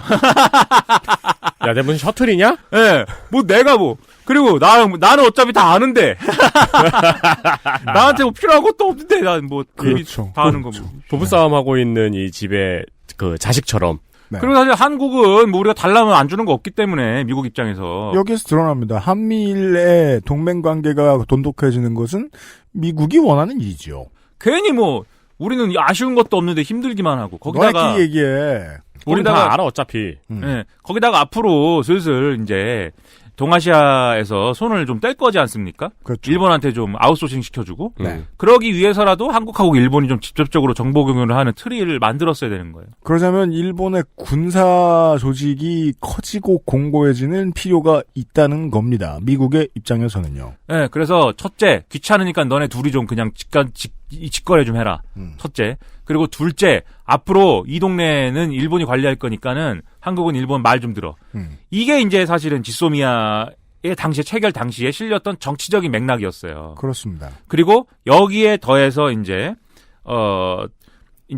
만약에 그런 방향으로 좀 더 한 발짝 더 간다면 아마 군수지원협정도 맺어야 될 것이다. 한일 간에. 그렇죠. 이 군수지원협정이라는 거는 일본의 군사물자가 이 자신들이 필요한 어떤 국가에 들어올 수 있다는 걸 의미해요. 즉 우리랑 이제 군수지원 협정을 맺었고 그다음에 우리나라의 일본의 안보를 위협하는 뭔가 문제가 생겼을 때, 즉 북한이 예를 들어서 뭐 남한을 침공했다거나 이럴 때, 그리고 그 북한의 침공으로 인해서 일본이 피해를 볼 위기에 처해 있다라고 할 때 군수지원 협정을 통해서 일본 자위대가 한반도의 어떤 전쟁 상황에 개입할 수 있는 근거가 될 수 있는 거예요. 군수지원 협정이. 군수지원 협정이 맺어지면 그 동맹은 우리가 옛날 역사서에서 보던 동맹이 됩니다. 네. 군사가 함께 움직일 수 있는.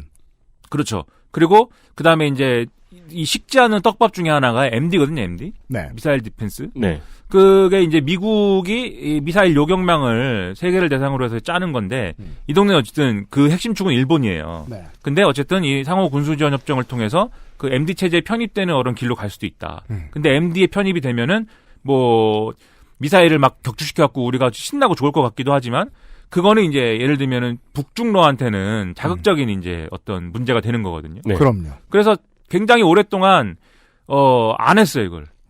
한국은 북중러의 입장을 봐야 됩니다. 네. 근데 저는 또 사실 안 하는 듯 하면서도 계속 그 방향으로 가긴 했는데 그 방향으로 많이 가려고 했죠. 네. 네. 그래서 아무튼 뭐 지금 한아세안 얘기 나와서 말인데요. 사실 온 동아시아의 국가들이 외교 감정상 좋아할 리 없는 수순입니다. 그렇죠. 한국이 이렇게 너무 빨리 받아주면. 그때 지소미아가 사실 이명박 때부터 얘기가 있었거든요. 그럼요. 그냥 그 우리 운동권들이 죄 나와가지고 또 반대하고 뭐 그랬습니다. 문제 있다. 네. 그 이유가 빨갱이가 하는 일이 없느냐? 그 이유가 아니다. 이런 거였고, 그 다음에 예를 들면 앞서 말씀드린 한미일 정보공유협정 티사, 그 영어약자로 티사예요. 네. 티사는 아까 말씀드렸다시피 정보를 주고 싶지 않을 때 안 줄 수가 있어요. 그 왜냐면은 국제법적 구속력이 없기 때문에 이 정보를 예를 들어서 갖고 내가 뭔가 정보를 줬을 때 미국을 통해서 간 정보를 갖고 일본이 뭐 이 정보를 누설한다거나 유출한다거나 이러면 도의적으로 우리가 싫어하긴 하지만 그게 어떤 협정 위배거나 이렇지가 않아요. 네. 그렇기 때문에 민감한 정보는 안 줘도 되는 거예요. 근데 지소미아는 국제법적 구속력이 있기 때문에 서로 교환하는 정보는 보호하도록 돼 있어요. 네. 그렇기 때문에 더 민감한 정보를 공유할 수 있는 틀이 된다. 이게 이제 미국의 이제 얘기입니다. 네. 그래서 아무튼 이런 논란들이 있었기 때문에 그러니까 당연히 더 한미일 동맹이 공고화되고 우리가 일본이랑 더 가까워지는 고속도로가 되는 그러한 어떤 뭐 협정이었단 말이죠. 네.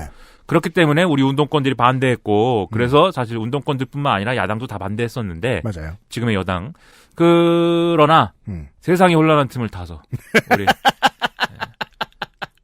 2016년 말에 네. 군인 출신들이 네. 주도한 논의에 그렇습니다. 황교안 허수아비를 앉혀놓고 네. 물론 허수아비가 아니라 뭐 본인도 뭐 오케이 했겠지만 이건 이제 박근혜의 업적이라기보단 네. 황교안의 사인. 네. 뭐 아무튼 근데 아마 군인 출신들이 푸시를 강하게 했을 거예요. 우리 김관진 씨라든지. 그렇죠. 핵심에는 김관진이 있습니다. 네. 한치 앞을 모르던 사람들. 그렇습니다. 사드 막 이기에 빨리 사드 뭐 이렇게 하고 뭐 그런 분들이 다 했습니다. 그러니까 아무튼 뭐 이렇게 이게 이제 지소미아예요. 그리고 이제 지소미아는 그럼 우리는 왜 종료 결정했냐? 앞에서 좀 얘기했지만 강제징용 판결이 있었어요. 그죠? 네. 이거 한번 말씀드렸습니다. 네. 그렇죠. 왜 이게 판결의 내용은 뭐고 뭔 의미인지. 그 이후에 일본이 수출 규제로 이제 보복을 시작합니다. 했죠. 네. 그래서 우리는 이제 아니 왜 이 경제 문제를 이 정치적인 양국의 과거사 문제에다가 지금 동원을 해서 이런 식으로 하냐 이렇게 비판을 했어요. 일본은 아니다 이건 경제 문제다 그냥. 우리는 니네가 수출 관리를 똑바로 안 하기 때문에 수출 규제를 하고 그다음에 니네를 화이트리스트 국가에서 배제한 것이다. 이게 이제 일본의 주장이에요. 그러니까 그것 때문에 삐진 거 아니야. 전 논리 쉬운 논리가 참 쉽죠. 네. 그거 아니야. 네. 상관없어. 근데 강제징용이랑은 상관없어. 이게 그 유니클로 광고 자막 사태 때 저는 제일 재미있는 네티즌들의 얘기가 그거였어요. 나 일본 유학 갔을 때 저런 말 들어본 적 있다. 유니클로의 반응이 그거였잖아요. 그렇게 해석하다니 신기하다. 네, 맞아요. 였잖아요. 저거 이즈미 할 때 원래 나오는 말이다. 흔히 하는 말이다. 라는 그냥 감정적인 표현에 지나지 않았는데, 일본의 유학 경험이나 사회 경험을 해보신, 그러고 돌아오신 분들의. 네. 근데 저는 이게 좀, 괜히 좀 중첩돼서 이미지가 들어오더라고요. 감정적이 돼서 그런지 모르겠는데, 저런 식으로 말을 한다는 건 반대로 해석하는 게 맞다는 뜻 같기도 하구나. 여튼. 그러니까 우리가 이 대량 살상 무기에 들어갈 수 있는 어떤 이 재료들, 사실 일본이 수출 규제한, 물자 중에 그런 게 있는 건데, 네. 그런 것들을 이렇게 뭐 그런 것들을 취급하는 기업들을 제대로 관리하지 않아서 그 기업들이 북한에 뭐 이렇게 좀 넘겨준다든지 뭐 이런 식으로 허술하게 이랬단다. 니네가 수출 관리를 하고 있어. 그래서 우리가 니네를 못 믿겠어서 이렇게 좀 수출 규제 하는 거야. 그 이유야 순전히. 네, 그렇게 얘기하면서 아베 신조는 방송에 나가서 그리고 한국을 내가 못 믿는 이유 중에 이렇게 국제법을 또 지키지 않는 문제도 있긴 해요. 이렇게 얘기합니다. 네. 그 외에 다른 문제도 많아요. 네. 그러면서 네. 이제 강제인용 판결 문제 얘기하는 그렇죠. 거죠. 그러니까 그것 때문에 삐진 건 아닌데. 네. 이것도 문제냐? 문제다. 네. 네. 그리고 그러면서 이제 일본 정부는 계속 이거에 대해서 사실상 강제징용 문제가 풀리기 전에는 한 발짝도 안 물러난다 이런 태도였어요. 그러니까 수출 규제 관리가 허술하고 이런 게 뭐 확인된 바도 없는 거고 뭐 그냥 하는 얘기인 거고. 네. 그죠? 그렇기 때문에 그러면 한국 정부로서는 이렇게 얘기를 하는 거죠. 그래? 그런 이유라면 우리를 안보상 믿지 못한다는 건데 안보상 믿지 못하는 상대하고 뭔 정보보호 협정을 하냐? 하지 말자 그러면. 네. 이거는 상호간 신뢰가 전제돼 있을 때만 할 수 있는 정보보호 협정인데 하지 말자. 일본과 미국이 상상할 수 없는 범위에서 무기를 꺼내듭니다. 네, 그래서 8월 달에 우린 종료함. 네. 통보를 딱 했죠. 왜냐면 아까 말씀드렸듯이 11월 23일이 체결일이기 때문에 3개월 전에 1년 단위로 연장해야 되니까 3년 종료하려면 3개월 전에 통보를 해줘야 되니까 친절하게 우리가 8월 달에 종료 통보를 해줬습니다. 팡 뺄 거야. 네. 그러니까 아까도 말씀드렸듯이 근데 지소미아 문제는 제일 어쨌든 예민하게 받아들일 수 없는 국가는 미국이라고요, 사실. 그렇습니다. 네. 미국이 이 지소미아 미국의 시각에서 지소미아는 어쨌든 한미일 동맹을 만드는 이런 부속품 중에 하나인 거고, 그리고 미국의 국익과 그러면 연관되는 문제이기 때문에, 네. 이걸 뭐 그냥 용인할 수는 없는 거죠. 지소미아 종료되는 판을. 그리고 이 북중러들하고 동아시아에서 이제 앞으로 패권 경쟁을 하려면, 일본이 어쨌든 자기들의 어떤 군사적인 이런 빈 공간을 백업을 해줘야 되는 거고, 네. 그리고 그걸 위해서 한국의 명확한 스탠스가 필요합니다. 한국더러 중재자가 돼야 한다는 얘기는 한국의 입장에서는 명확하고 맞는 얘기인데 미국에서 봤을 때는 너넨 태도를 분명히 해라는 질문으로 되돌아옵니다. 그렇죠. 너 누구 편이야에 대해서 한국이 확실한 답을 갖고 있어야 돼요. 누구 편이야? 북중러 편이야? 한미일 편이야? 예. 이 지점에서 이 외교가 한국 국민들의 감정에까지 다가오는 의제로 변해버립니다. 네. 미국이 일본을 그동안도 전진기지로 썼지만 앞으로 직접 행동하는 전진기지로 쓰겠다라고 생각을 한 순간 아베는 거기에다가 보통국가화를 태워버립니다. 네. 자기의 영원한 꿈이었던. 그렇죠. 그러면 한국인들이 감정적으로 가장 싫어하는 이야기가 진행된다는 것이지요. 그래서 하여튼 미국은 그런 차원에서 일본하고 한국의 뭐 서로 과거사 문제는 개입을 하고 싶지 않아요. 그거는 복잡한 문제고 머리가 아프고 그건 니들이 알아서 해결을 하는데 지지고 볶든 말든 지소미아는 건들지 말았으면 좋겠는데 이렇게 얘기를 합니다. 미국이. 그리고 그렇게 얘기를 할 때 사실 제일 먼저 화살을 맞게 되는 거는 사실 우리예요. 왜냐하면 종료 결정은 우리가 했으니까. 그럼요. 네. 그러니까 우리더러 이제 얘기를 하는 거죠. 야, 니네 왜 그렇게 함부로 종료 결정을 이게 뭐 다 네 거야? 뭐 이러면서 네 것도 아니잖아 사실 우리 거잖아 이렇게 얘기하면서. 그리고 이게 이제 국면이 방위비 분담금 협상 국면이랑 맞물리면서 네. 미국이 아주 뭐 난리가 납니다. 미국이. 지금은 미국 대통령이 트럼프인 대가를 한국이 아주 혹독하게 치르고 있습니다. 그래서 이 뭐 국방부 장관도 와서 뭐라고 하고요. 합참의장도 같이 뭐라고 하고. 이름이 마크 빌리인가 뭐? 그러니까 네. 말이에요. 그러니까 주한미군 사령관 이런 사람들이 다 나타나가지고. 그 사성 장군들이 그렇게 세일즈를 잘하는 사람들인지 몰랐습니다. 네. 지소미아는 이 종료를 하는 거는 다 북중러만 좋은 그림이다 이게. 이러면서 압박을 막 해요. 우리는 니네 예산 빼가지고 장벽 좀 지어야 돼. 그렇죠. 멕시코에 벽돌 없는 거 안 보여? 네. 그래서 우리는 거기에 대고 항변을 하는 거죠. 아니 일본이 우리를 못 믿는다잖아요, 형님.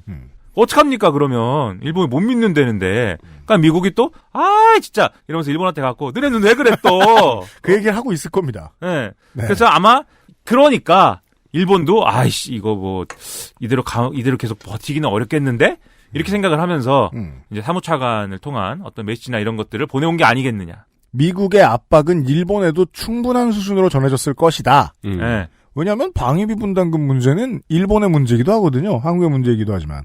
근데 그게 이제 우리나라는 지소미아를 종료하고 근거가 일본이 수출 규제를 하기 때문이잖아요. 네. 그럼 미국은 우리나라한테는 야 니네 지소미아 종료하지 마라고 얘기하고 네. 일본에 가서는 수출 규제 풀어라는 얘기를 했을 거 아니에요. 근데 일본에 그렇게까지 얘기했는지는 모르겠어요. 거기는 알려진 바는 없죠. 네. 얘기했을 가능성은 있다. 네, 하지만 야 해결해 라고는 했겠죠. 해결해. 그 아저씨의 설명은 이겁니다. 모르겠고 해결해. 네, 너네 둘이 싸우는 거는 우린 관심 없어. 근데 지소미아를 해결해. 이거 뭐야? 네. 이렇게 얘기하는 거죠. 플라자 호텔에 불러가지고 티슈에다가 수출 규제 풀어 이렇게 딱 주면은 그렇죠. 의사를 전달해 온 겁니다. XSFM입니다.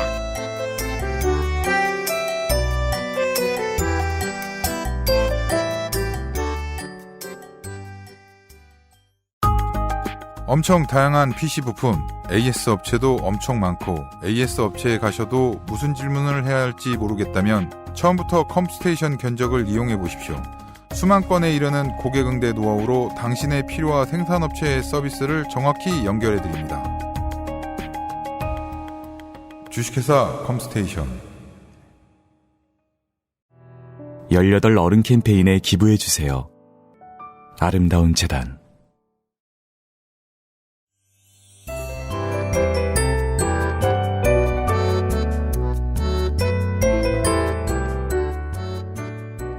일본 입장에서도 푸는 길로 가려면 어쨌든 수출 규제 얘기는 안 할 수 없는 그림이 이제 된 거죠. 네.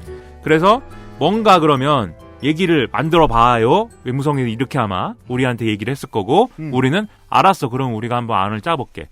그래서 우리가 고안했다는 패키지 딜이 이제 이 내용일 것이다. 이렇게 보는 거죠. 그래서 아마 11월 초 정도에 한국이 일본에 이 패키지들을 만들어서 제안을 하는데 내용은 이제 지소미아 종료 결정은 우리가 완전 철회한다. 대신 너네는 수출 규제는 즉각 철회해라. 그리고 화이트 국가로 우리를 복구를 시켜줘라. 그렇죠. 예? 근데 화이트 국가 복구는 근데 너네가 아마 이건 이제 그 무슨 우리나라로 따지면 시행령을 개정하고 이런 것들이 필요하기 때문에 시간이 걸릴 거니까 한 달 정도는 우리가 좀 가만히 있을 테니까 이 화이트 국가 복구하는 문제는 협의를 하는 걸로 하고 이걸 오퍼했을 것이다. 예, 대신에 수출 규제는 풀어버려라. 당장. 그 이거에 대해서 일본은 수출 규제 당장 풀기는 우리가 좀 곤란하고 가오 빠져요. 그러면 한국이 지금 우리가 지금까지 얘기했던 게 니네가 수출 관리를 제대로 못한다는 거였으니 실제 수출 관리를 그럼 어떻게 하고 있는지 운영 실태를 한번 같이 논하는 어떤 그 회의를 중간에 하나 놓자. 흔한 출구 전략입니다. 예, 그리고 요 회의에서 뭐 이 정도면 괜찮은 것 같다 결론 나오면 일본의 요구는 앞으로 말 잘 들을게요 같은 메시지를 좀 내봐 주시라. 네, 뭐 그런 이제 분위기를 형성하고 나서 이제 그러면 우리 해결하는 길로 가자. 이렇게 해서 아마 이 수준에서 그래서 타협이 된 것 같아요. 우리가 니네를 한번 감시를 해보고 그 다음에 수출 규제를 풀었다고 언론에 말을 해야지. 그렇죠. 왜냐면 우리는 지금까지 까오를 너무 잡아놨거든. 그렇죠. 그러니까 외교부 청와대 라인의 그 고뇌는 이런 것이었을 가능성이 있다는 겁니다. 이런 출구 전략을 열어주면 풀어주겠다는데요. 청와대에서는 그럼 이렇게까지 해줬다는 얘기는 어떻게 나가게 될까? 언론에 분위기는 어떻게 잡힐까? 우리가 이 딜을 저쪽의 여고포를 이렇게 받아줬다면 하면서 고민했을 겁니다. 네. 근데 뭐 어디까지 오케이 했는지 몰라요. 전 정확히 몰라요. 네, 뭐 모르죠. 여기 저도 집에 있는데 뭐 어떻게 압니까? 집에 있고 평소 집에 안 있으세요? 집에 있죠. 네, 다들 집에 있는데 뭐 어떻게 압니까? 그리고 뭐 그런 거는 일단 물밑에서 얘기가 충분히 돼야죠. 그죠? 언론에 나가기 전에. 그렇죠. 네. 그런데 그러면 이렇게 해놓고 그럼 일본 왜 이러는 거냐 이제 드디어 처음에 질문으로 돌아왔습니다. 왜 이러는 거냐? 근데 이런 이제 우리의 패키지들이나 뭐 이런 것도 사실은 문제를 이제 해결을 하는 일종의 미봉책 수준인 거고 완전 해결이 나려면은 이제 세 가지를 테이블에 놓고서는 어떻게 교환할 거냐를 논의를 해야 돼요. 큰 틀에서. 이게 이제 그 정도가 돼야 12월에 이제 한중일 정상회담을 할 거거든요. 한중일 정상회의를 할 거거든요. 거기서 이제 단독 회담을 하자는 얘기예요, 지금. 시간이 얼마 안 남았습니다. 한일 정상이 만나서 아베 신조랑 문재인 대통령이 만나서. 근데 그 수준에서 합의가 뭐가 되려면 이런 미봉책을 합의하는 게 아니고 궁극적인 해결책이 나와야 됩니다. 궁극적인 해결책을 생각하려면 하나의 이슈가 더 있습니다. 네. 강제징용 판결. 그렇죠. 네. 그래서 지소미아 그리고 수출 규제 그다음에 강제징용 판결 이렇게 세 개를 놓고 뭐랑 뭐를 교환할 거냐를 논하는 국면인 거예요, 지금이 사실. 네. 그래서 우리 정부는 강제징용 판결에 대한 어떤 후속 조치 논의 이거는 별개다. 별도다. 그리고 우리 지소미아 종료 철회랑 니네의 수출 규제를 맞바꿔야 된다. 이게 이제 우리의 그림이에요. 왜냐면 니네가 별개라고 했잖아, 처음에. 그렇죠. 예. 그리고 우리의 지소미아 종료 카드를 꺼낼 때도 너네가 수출 규제를 통해서 우리를 못 믿는다고 해서 한 거기 때문에 그건 당연히 수출 규제랑 맞바꾸는 카드다. 이걸 얘기를 하고 있어요. 네. 그 반면 일본 정부는 지소미아 종료 문제는 한국 정부가 혼자서 이제 오바한 거고 무리한 오바를 한 거고 그건 스스로 걷어들이는 것이고 네. 남은 문제 뭐냐면 사실상 강제징용 판결 문제랑 수출 규제 문제다. 그렇죠. 이 두 개를 맞바꿔야 된다. 대놓고 얘기 안 하지만 이 그림을 뭐 직간접적으로 얘기를 하고 있습니다. 그래서 사실 일본은 이 그림 자체는 이제 뭐 이 미국의 압박이든지 뭐든지에 대해서 지금의 그림 자체는 어쨌든 한국에 가까운 그림이 지금 되고 있는 거잖아요. 네. 이 강제징용 판결 문제가 지금 쟁점화가 돼 있는 게 아니라 네. 수출 규제 문제랑 지소미아 종료 철회 문제가 쟁점이 돼 있으니까. 그렇죠. 그래서 이거를 빠져나가서 다시 자기들의 그림으로 가려면 강제징용 판결. 다시 자기들 그림으로 가려면 이국이 압박을 해서 한국이 그냥 뭐 저 제풀에 그냥 주저앉은 것이고 그게 제일 좋을 거라고 생각했는데 일본한테는. 네, 아직 문제는 그대로 남아 있어. 이 얘기를 해야 되는 거예요. 네. 그래서 언론 플레이를 계속 이러고 있다. 지금 얘기한 그대로 얘기하고 있지 않습니까? 시소미야 뭐 한국이 오바하더니 미국한테 한 방 맞고 그냥 끝났네. 네, 무릎 꿇었네. 네. 그러면은 뭐 그거는 뭐 나쁜 짓 했다가 좋은 짓으로 돌아온 거니까는 그렇다 치고 이제 남은 문제는 국제법적인 문제를 해결하는 것이겠군요. 여기서 국제법적인 문제라는 거는 다 그 얘기예요. 강제징용 얘기 이 문제 얘기예요. 네, 그렇죠. 아베 신조랑 일본 사람들이 종종 쓰는 단어가 국제법적으로 문제가 되고 있는 상황을 해결하라. 올 여름에 많이 나온 얘기입니다. 네. 그다음에 한일 간에 무슨 신뢰를 뭐 어떻게 하는 조치를 해라. 그다음에 무슨 뭐 한일 간에 뭐 약속을 위반한 행위를 시정해라. 이런 얘기를 하거든요. 그렇죠. 다 똑같은 얘기예요. 강제징용 판결에 대해서 그 판결에 대한 무슨 조치를 해라라는 얘기를 하고 있는 거예요. 그렇죠.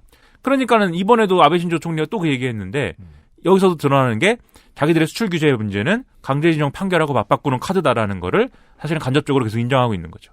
그래서 이 그림이 달라서 하나도 간접적으로 보이지 않을 정도로 인정하고 있는 것이다. 네. 왜냐하면 대놓고 그래 우린 수출 규제는 강제징용 판결 개 같아서 했어 이렇게 얘기는 안 하니까. 네. 그래서 이게 지금의 이제 근본 문제다. 그렇습니다. 네. 근데 이게 하여튼 연말에 크리스마스 이브든지 아베 신조 만나가지고 어쨌든 우리가 쇼당을 붙여야 되는데 일본 말입니까? 쇼당이 안 붙지. 예. 쇼당이 그거 원래 내 돈 아니야? 쇼당이라는 말이 있군요. 네. 아무튼 쇼당이라는 게 이제 판이 정리가 안 될 때 고도리 치다가 판이 정리가 안 될 때 마지막에 이제 쇼당을 붙여서 당사자 간 교섭인가요? 네, 그렇죠. 네. 이 판은 그럼 이렇게 정리하자. 네. 네가 먹는 걸로 하고. 아, 그래요? 네. 이게 이렇게 정리하는 게 쇼다. 그런 게 있구나. 원래 내 돈 아니냐? 판을 정리하자. 그래서 곽철용 아저씨가 그 얘기를 하는 거예요. 곤이 네가 판을 정리하려고 왔는데 네가 나한테 돈을 주고 돈을 주면은 나더러 잡아간 여자애들을 풀어줘라. 뭐 이런 얘기를 네가 하고 있는데 그 돈은 원래 내 돈이다. 이 경우는 쇼당이 안 붙는다. 고니가 대신 제가 회장님 밑에서 2년 동안 열심히 일하겠다고. 네. 그랬더니 또 화끈하게 또 그러냐? 그러라. 그러니까 옆에 있던 쫄자가 이제 형님 이 새끼 말 믿습니까? 이랬는데 너 얘처럼 할 자신 있냐? 이러면서 이게 이제 우리나라의 가장 큰 문제예요.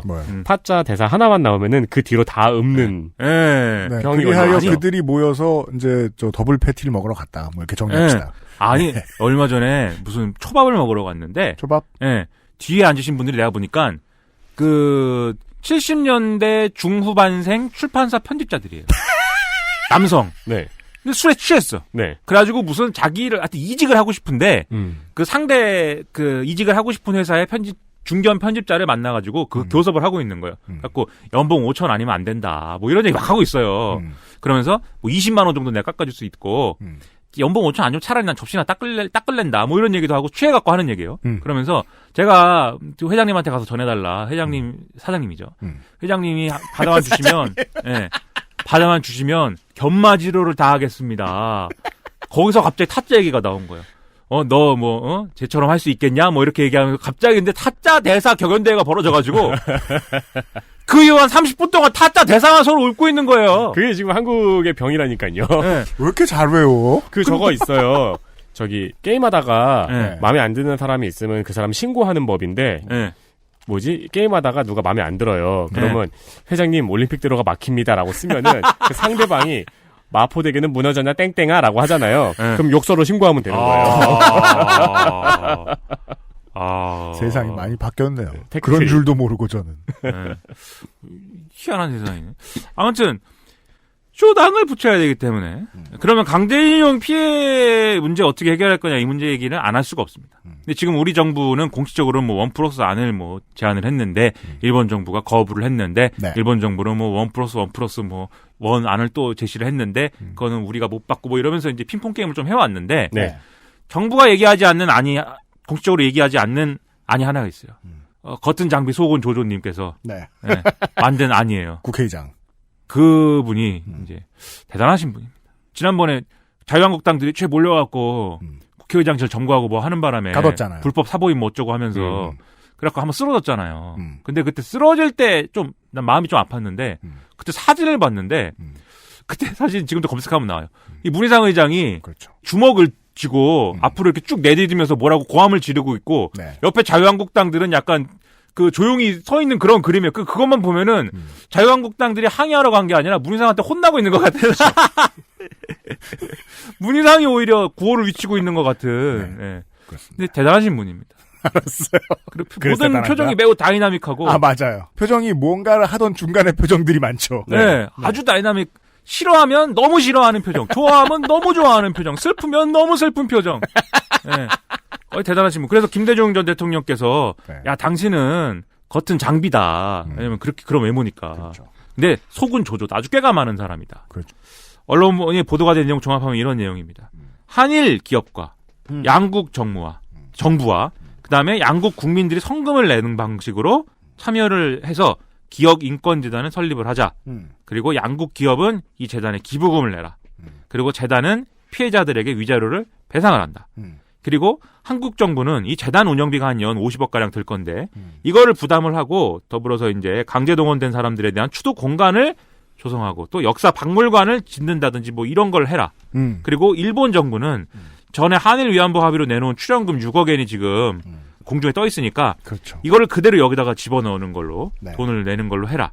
그래서 재단을 통해서 위자료를 받았다면 대법원 판결에 의한 배상 책임은 이제 변제가 된 걸로 본다. 이 받은 사람은. 네. 그리고 소송에 참여하지 않았던 사람들도 지금 이제 잠재적 이제 소송 참여자들도 이거를 이제 이 재단에다가 신청을 해서 위자료를 지급을 받았다라면은 재판상 화해가 성립된 것으로 간주를 한다. 즉 법적 효력을 갖는다라는 얘기. 이렇게 배상금을 받는 게. 네. 그래서 이런 내용으로 내가 안을 제안을 함. 피해자 단체에서 어떻게 생각하십니까? 이걸 지금 물어본 상태예요. 문희상 국회의장 안에 주고받음은 이런 겁니다. 일본의 입장에서는 저 그때 줬던 박근혜 정부 때 줬던 6억 원 돌려받으면 내가 너무 동네 양아치 같다. 돌려받지 않게 하자.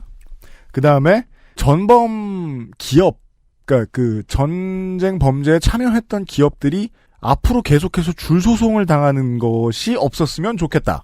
정도의 오퍼가 여기 녹아 들어가 있습니다. 네. 네.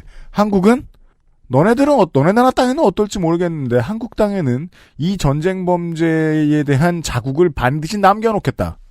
네. 네. 돈으로 유지하겠다. 네. 요 정도를 집어넣었습니다. 네. 근데 이게 문제는 그 마지막에 아저씨가 얘기를 해드린 대로 피해자분들이 이 안으로 설득이 되시느냐. 네. 입니다. 그래서 일부 피해자들은 뭐 동의하는 분들이 있어요. 없지 않아요. 하지만 또 다른 피해자 단체들 일부는 또 반발을 실제로 하고 있고 오늘은 그래서 아마 이걸 녹음하는 이날 기자회견 아마 하고 이럴 겁니다. 그래서 이제 이 반발하는 사람들 논리는 이 안은 어쨌든 일본 정부와 기업으로부터 사죄를 명확히 받아내는 안이 아니기 때문에 대법원의 판결 취지를 부정하고 있다. 이렇게 얘기를 해요. 즉 일본 기업은 이 재단에 돈을 낼 때 배상 책임, 자기들이 어떤 강제의 동원을 한 거에 대한 배상 책임의 의미에서 돈을 내는 게 아니라 기부금을 내는 형식으로 돼 있습니다. 네. 청와대 외교부의 마음이 그렇지 않을까라는 생각이 들어요. 이 문제를 좀 더 길게 끌고 나가고자 하는 게 한국의 입장인데, 네. 이유는 그거죠. 차라리 정권이 바뀌어라. 신라 같은 희망. 예. 아베라도 제껴놓고 얘기하게. 왜냐면, 이거 사실 너덜너덜 하잖아요. 이 안도 좀. 네, 그렇죠. 네. 예, 피해자분들이 보시기엔 그럴 거 아닙니까? 그러니까 이게 되게 어느 쪽에서 보느냐에 따라서 약간 관점이 다를 것 같은데 이쪽에서 보기에는 그래도 그러면 이거를 우리가 영구히 기억 보존을 해놓겠다. 니네의 만행을 이렇게 보일 수도 있고 또 반대쪽에서 보면은 옛날 위안부 합의랑 비슷하잖아. 왜냐면 왜냐면 아베는 이게 지금 계속해서 이 세 가지 모든 옵션에서 다 똑같은 얘기예요. 아베는 전범 기록을 지우고 싶어 해요. 그러니까는 걔네는 일본 사람들은 강제 동원을 한 거에 대해서 그리고 그런 뭐 여러 가지 비윤리적인 이 아주 인권적인 일이 일어난 거에 대해서 그때 이제 그랬을 수는 있는데 그거에 대해서 지금 와서 우리한테 책임을 지라고 하면 우리는 책임을 못 진다는 얘기를 하고 싶은 거예요. 개헌 안에는 통렬한 반성 같은 말 없습니다. 옛날에 무슨 뭐 청구권 협정도 했고 그리고 뭐 여러 차례 사실 말로도 사죄도 했는데 자기들 주장은 그렇대요. 했대요. 그러니까 그거에 대해서 다시 또 그럼 우린 영원히 그럼 사죄하고 영원히 배상하고 영원히 뭐 소송하는 거냐? 이런 태도인 거예요, 지금 일본은. 그래서 이번에 이 문제를 해결할 때 또 우리가 책임을 또 지고 또 배상을 하고 그냥 기업들이 또 돈을 내고 이런 그림은 절대로 만들고 싶지 않다. 그래서 그게 아닌 한도에 대해서는 뭐 돈을 낼 수도 있고 말도 할 수 있는데 어쨌든 법적 배상 책임을 인정하고 싶지 않다. 이게 일관된 태도입니다. 이게 저거잖아요. 이렇게 야, 내 돈 뺏긴 게 아니고 기분 좋아서 준 거야. 그렇죠, 그렇죠.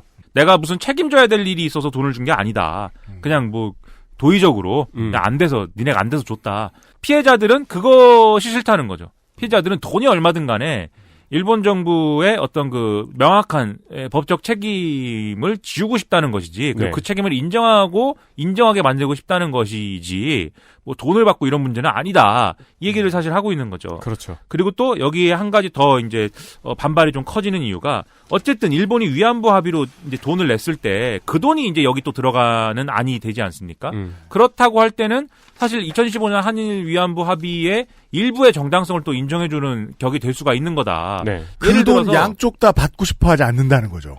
예를 들어서 2015년 한일 위안부 합의는 사실 우리가 뭐 무효로 한 적은 없는데 파기한 적은 없어요 아직. 그런데 어쨌든 화해 치유 재단을 뭐 해산시켜 버리지 않았습니까? 네. 그럼 어쨌든 실질적으로는 뭐 파기한 거나 마찬가지일 수도 있어요. 근데 예를 들어서 이렇게 해놓고 나중에 그러면 다시 그럼 위안부 문제에 대해서 다시 뭔가 협의를 해갖고 재단을 만들든지 뭐 기금을 만들든지 아니면은 뭐 니네가 배상 책임에 대해서 말을 하든지 돈을 내든지 해라라고 했을 때 일본은 그렇게 얘기하지 않겠어요? 지난번에 6억엔 준 거 그거는 저 받아갖고 니네 저기 강제동원 피해자 거기 썼잖아. 우리는 뭐 우리가 돈 줄 때마다 너네는 필요한데 또 다른 데 쓰고 뭐 이렇게 하는 거냐? 이렇게 얘기할 수도 있다는 거죠. 네. 그렇기 때문에 이 위안부 문제에 대해서는 어쨌든 오히려 앞으로 해결이 어렵게 만드는 그런 문제를 야기할 수도 있다라는 게 또 피해자 단체들의 주장 중 일부입니다. 일리가 있네요. 뭐 이렇게 보면 일리 있는 거죠. 저는 일리 있다고 생각해요, 사실. 그리하여 한국의 정부는 같은 숙제를 다시 시작하게 됩니다. 디테일을 고민해가면서. 뭐요? 박근혜 정부 때 완벽하게 실패했던 피해자들에 대한 설득. 네. 그렇죠. 네. 그래서 이제 이 대목에 대해서 사실 또 문희상 의장이 뭐 정치적 외교적 사전 조치를 양측에 제안을 할 것이다라는 보도가 있는데 그건 이제 앞서 말씀드린 이제 일본의 화이트리스트 배제 철회하고 지소미아 원상 회복하는 거. 이 문제 첫째. 근데 두 번째로는 과거사에 대해서 이제 일본 대표 정치인의 진솔한 사과와 강제징용 문제 해결 및 위안부 합의의 유효성 확인. 이게 양쪽 교환 조건이죠. 그러니까는 우리는 지소미아 원상 회복해주고 일본은 화이트리스트 배제 철회를 해주고 이렇게 교환하고 네. 그다음에 또 일본은 아베 신조든지 누구든지 아니면 문희상 의장이 옛날에 얘기한 대로 뭐 우리 또 일왕이든지 뭐 누구든지 간에 진솔한 사과와 이런 것들을 하고 그러면 우리는 이로써 강제징용 문제와 강제징용 문제는 해결이 된 것이고 그다음 위안부 합의는 유효하다. 이 점을 다시 한번 확인해 주는 것이고 요걸 교환하고 그다음에 나머지 문제들에 대해서는 한일 정상회담을 통해서 미래지향적인 관계 설정을 하는 걸로 하자. 이걸 이제 제안할 거라고 보도 나와요. 네. 그래서 이게 사실 각자 입장이 다 다르고 각자 다 이제 이해관계가 찢어져 있기 때문에 그걸 다 만족시키는 어떤 뭐 불가피한 최선일 수는 있겠는데 하지만 앞서 말씀드린 이제 피해자들이 제기하는 이런 쟁점 여기서는 이 문제가 해소가 안 되기 때문에 네. 사실 참 어려운 길이다 이렇게 볼 수밖에 없는 안입니다. 일본에도 그런 소문들이 있더군요. 외무성 쪽 공무원들과 경산성 쪽 공무원들이 사이가 안 좋다. 그렇죠. 네. 특히나 좀 빳빳한 오른쪽 정부가 들어오면 더더욱이 외무성은 경산성 하는 일을 방해하는 존재처럼 여겨진다. 라는 얘기들이 많이 나와요. 그냥 한국은 그냥 정부로만 뭉뚱그려 생각하면 이런 딜레마가 있는 거죠. 네. 역사 문제를 해결해야 되는 숙제와 더불어서 어차피 가까운 나라와 교역을 하다만 문제를 함께 안고 가야 되다 보니까 네. 머리가 아플 것이다. 그리고 이게 어쨌든 정부안이 아니고 문희상 의장 아닌 것도 사실 그런 곤란한 이유가 이제 있는 거죠. 언어피셜. 예. 그리고 또 뭐 사실 금액이나 경제산업성이 옛날에 통산성이거든요. 네. 통산산업성. 거기 이제 예를 들면 애국자 공무원들이 있는 겁니다. 예. 자기들 딴에. 그런 건 이제 과거에 우리 또 드라마 관료들의 여름을 보시면은 잘 나타나 있는. 두 번째 얘기 나오는 것 같아요. 한 세 번 돼요. 아, 그래요? 네. 제가 아주 재밌게 본 드라마. 저도 한번 보긴 봐야겠네요. 네. 근데 뭐 사실 내용을 보면 또 별거 아닙니다. 뭐 저 사람은 이런 드라마를 뭐 자꾸 얘기해. 근데 하여튼 공무원들이 나와서 열심히 일하는 얘기이기 때문에. 네. 하여튼 그런 사람들이 지금 수출기조 주도하고 있는 거예요. 자기 스스로 애국자 공무원들이. 그렇죠. 그럼 외무성들은 지금 국제적인 어떤 업무를 하셔야 되는 분들인데 당연히 충돌할 수밖에 없죠. 네. 그래서 아무튼 이 문제는 이제 이런 방향으로 논의가 가고 있는데 네. 저는 그래서 정부가 어떻게 해야 되느냐의 문제를 가지고 우리가 이제 뭐 논하는 것도 중요하지만 그걸 떠나서 우리가 생각해봐야 될 문제도 있다 이런 생각도 듭니다. 저는 사실 그게 뭐냐면 이렇게 되든 저렇게 되든 어쨌든 일본의 과거사 문제를 종결을 내자는 거 아니에요. 문희상 의장 아니라는 게 과거사 문제를 다 이번에 종결을 내자는 건데 그 종결을 내면 그 다음에 우리가 이제 답해야 될 질문을 뭐냐면 그것은 이제 일본의 재무장을 용인할 것인가예요. 왜냐면 과거사 문제가 이제 해결이 됐잖아요.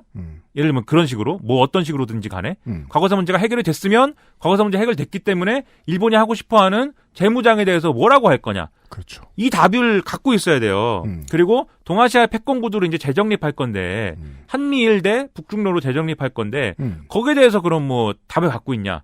그것에 대해서도 고민을 해봐야 돼요. 이게 지금까지 우리가 일본의 재무장에 대해서 반대한 이유는 니네가 옛날에 우리를 전쟁 일으키고 우리를 식민 지배하고 100년도 안 지났다. 네, 그것에 대해서 명확한 어떤 그 사과나 뭐 책임을 진 적도 없는데 니네가 재무장 한다 그러면 그 무서워서 어떻게 우리가 보고 있냐? 이 논리를 갖고 반대해 왔던 건데 그렇습니다. 만약에 그 문제가 이제 과거사 문제가 이렇게 종결됐다 그러면은 답이 있어야죠. 재무장 그러면 일본은 재무장 해도 되는 거냐? 그죠? 사실 그 논리로 가면은 재무장 해도 되는 거 아닙니까? 그래서 사실 저는 두 가지 길이 있다고 보는데 첫째는 그냥 쿨하게 그럼 재무장 하세요. 이제 이렇게 하는 겁니다. 일본 군대 가지시고 뭐 세계 정복은 뭐 어차피 못 하실 테니까 니네 나라 국민들 뭐 전쟁터로 내몰고 그거 열심히 하세요. 예, 너나 나나 미국 밑에서 지금 맨날 두드려 맞고 이거 그냥 두는 법. 둘째는 과거사 문제가 해결된 거하고 일본의 재무장을 용인하는 거는 별개다라는 입장을 우리가 표명할 수 있어야 된다는 겁니다. 그러니까 그 방법으로 갈 때는 일본의 재무장을 반대하는 논리가 있어야 되고 그 반대하는 논리라는 거는 이 앞서 말씀드린 뭐 일본군 위안부 및 강제동원 피해자들 문제 이런 것들이 식민 지배로 인한 한일 양국 간 문제로 국한되는 게 아니고 그렇죠. 어떤 전쟁 범죄라는 인류 보편적 차원에서 해결될 문제라는 거를 우리가 얘기할 수 있어야 된다는 거죠. 군이 뻗은 자국으로 보면 동아시아 전체의 문제인데요. 그러니까 군대를 갖지 말자라고 하는 게 우리가 너네한테 피해를 입혔기 때문에 너네 군대 가져서는 안 돼. 이게 아니라 우리 동아시아 전체 나아가서는 세계 평화 전체를 놓고 봤을 때 굳이 니네가 군대를 가져가지고 이 인류 평화에 기여할 게 뭔데? 예. 그걸 물어볼 수 있어야 된다는 겁니다. 그걸 물어볼 수 있으려면은 우리도 우리의 어떤 전쟁 범죄 연루 사실이라든지 이런 것들에 대해 대면해야 되고 그걸 사실 해결할 수 있는 어떤 실마리들이 갖춰 나가야 돼요. 그러니까 이 빨갱이 아저씨가 하고 싶은 이야기는 뭐냐면은 아시아 전체가 겪고 있는 문제일 거라고 저는 보는데 우리 자신이 저지른 문제들에 대해서 인정할 줄 아는 자세, 그만큼 철든 국가가 동아시아에 있나 몇이나? 라는 없죠. 생각을 해봐야 한다는 겁니다. 네, 갈수록 안 그런 방향으로 가죠. 왜냐하면 한국과 많은 동아시아에 일본의 전쟁범죄로 인해서 피해를 봤던 국가들이 계속 얘기하고 있는 요구가 바로 그거거든요. 철들어라. 철들어라라고 요구하려면 우리도 철들어야 하지 않을까라는 고민을 해야 하지 않겠느냐. 그래서 예를 들면 뭐 베트남전의 학살 문제라든지 이런 것들에 대해서도 지속적인 어떤 뭐 문제 해결의 어떤 그런 모색이 필요하고 그래서 불씨를 당겼는데 그것도 이거만큼 어려운 일이죠. 해보니까. 그렇죠. 베트남이 일단 숨기려고 그러고. 네, 그렇죠. 너무 어려워요. 근데 아무튼 그런 이제 그 일들을 통해서 우리가 하고자 하는 어떤 명분을 쌓아나가는 어떤 길이 되는 거고 이걸 다 정부가 할 수 있을 거라고 생각하지 않아요. 그렇기 때문에 맞아요. 시민의 입장에서 생각이나 한번 해보자고 이제 얘기를 하려고 맞습니다. 이제 이렇게 짧은 이런 얘기를 제가 드린 겁니다. 네. 이렇게 짧은 내용을 어우 시간 봐.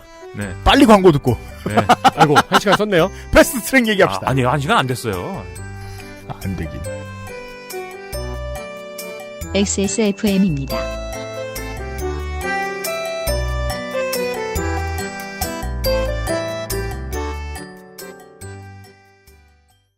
퇴소했을 때는 근데 솔직히 짐이라고 해봤자 뭐 없잖아. 맞아.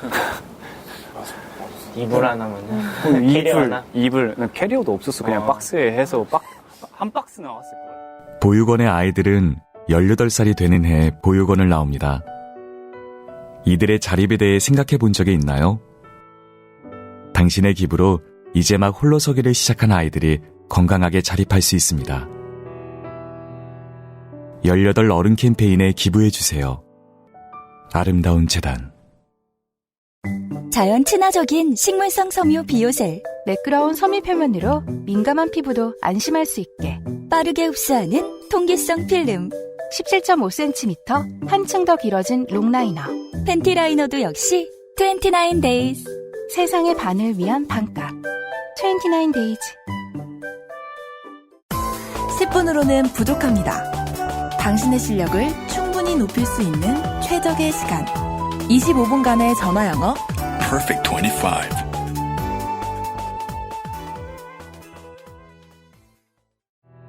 (18) 어른 캠페인에 기부해주세요. 아름다운 재단.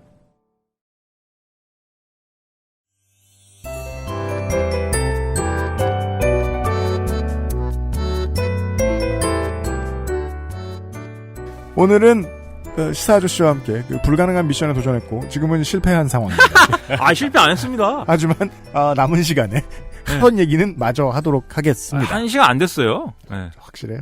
이 패스트트랙 제일 위에 있는 이 어머나 벌써 시간이는 이 상황을 예측하신 거야? 아니면 패스트트랙 관련된 시한이 얼마 남지 않았다는 말씀이셨나요? 네, 자동 부위 처리되는 날이 되게 빨리 왔다는 거예요. 우리 생각보다. 패스트트랙 지난번에 얘기할 때만 해도 시간이 이렇게 빨리 갈 거라고 생각 못했는데. 이게 제가 원고를 쓸 때 이렇게 단락마다 소제목을 붙여서 갖고 오거든요. 맞아요. 네. 이 단락에는 이제 어머나 벌써 시간이라는 제목을. 패스트트랙이 얼마나 진행됐느냐? 네, 근데 사실 이 상황이 이렇게 될 줄 약간 생각을 했죠. 그래서 이걸 얘기할 때쯤에는 어머나 벌써 이 시간이 이렇게 됐다고 네. 얘기하게 될 것이다. 네. 시사 아저씨가 많은 걸 예측할 수 있다. 저 패스트트랙 그거 이제 어떻게 되고 있느냐 이거를 정리를 한다는 거죠. 먼저 일정을 한번 쭉 정리합니다. 하여튼 국회가 합의를 한 건지 뭘 한 건지 아무튼 뭘 해서 오늘 이제 2019년 11월 27일에 공직선거법 개정안이 본회의에 부의가 됐습니다. 그래서 부의가 뭐냐면 이번에 이걸 안건으로 다룰 거야. 이번 회기에. 네. 이 얘기를 하는 거예요. 안 다룰 거야의 반대말입니다. 네, 그래서 이번 회기에 다룰 안건 목록 쭉 공지를 하는 거거든요. 그렇죠. 네. 그래서 여기에 이거 들어있어. 그런데 원래는 논의를 해야 되는데 부의가 그냥 됩니다. 왜요? 네. 패스트트랙에선 자동 부의되기 때문입니다.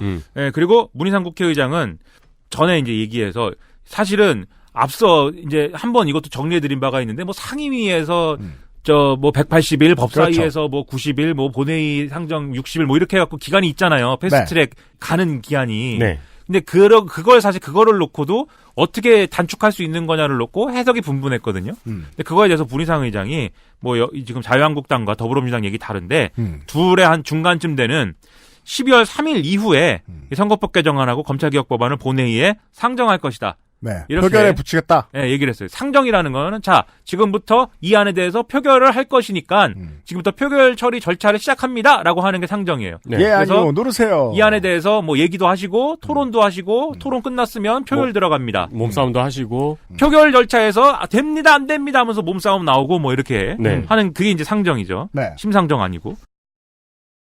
그런 개그 해도 되나요? 가는 거죠. 잘라드려요. 네. 제가 봉사정신이 투철하잖아요. 네.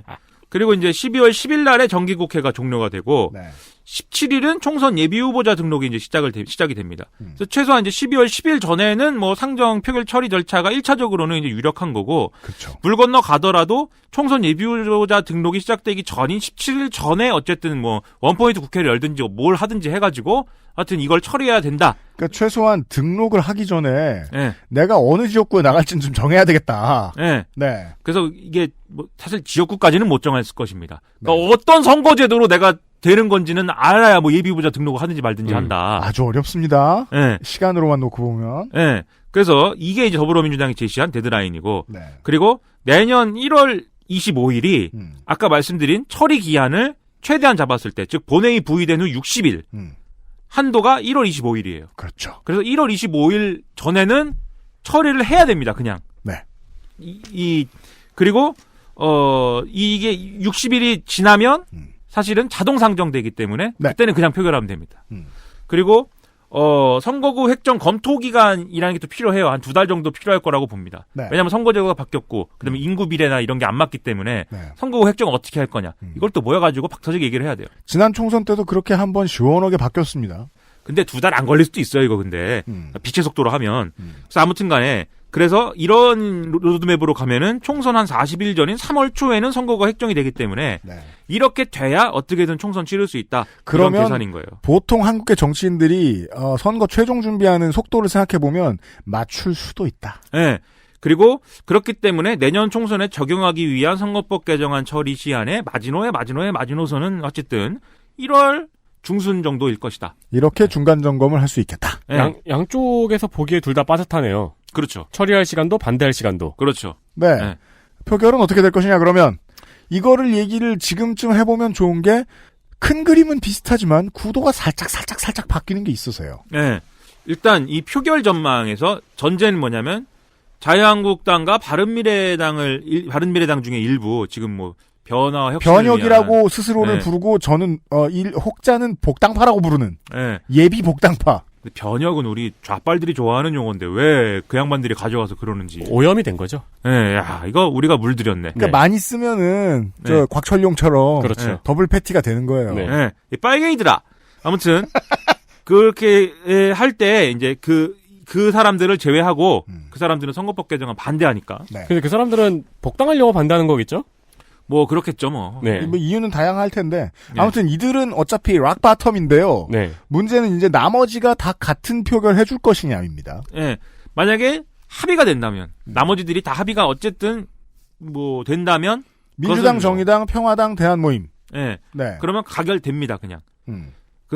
지금 자유한국당이 108석이고 변화와 혁신을 위한 비상행동이 15석. 그다음에 무소속 중에 이른바 보수 성향이다. 분류되는 게 4석인데 강길부, 이정현 네, 이런 사람들입니다. 등등등. 네. 그걸 다 합치면 127석 정도예요. 네. 그러면 재적 의원이 이제 295석인데 여기 과반이 148석이고 그러면 이제 21석이 모자라는 거죠. 그렇죠. 그럼 그렇기 되게 때문에 넉넉히 표결이 되겠네요. 그렇죠. 합의가 되면 네. 이게 그래서 이제 합의가 뭐 될 거냐 안 되냐는 이제 뒤에 한번 얘기를 해보고 그러면 이 그림 그러니까 이쪽이 이길 확률은 없어요.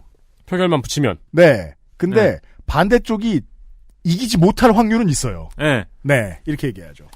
그래서 일단 먼저 자유한국당이 그러면 이 표결이 된다는 걸 전제로 했을 때 지금 쓸 수 있는 카드 뭐냐 이거를 점검을 해보면 네. 지금 이제 색소폰 전문가께서 집에 안 단식을 하고 계세요. 네. 네. 단식을 하고 있습니다. 몽골인처럼 집을 짓고 살고 계세요. 네. 네. 그리고 게르. 그리고 저 게르는 아닙니다. 네.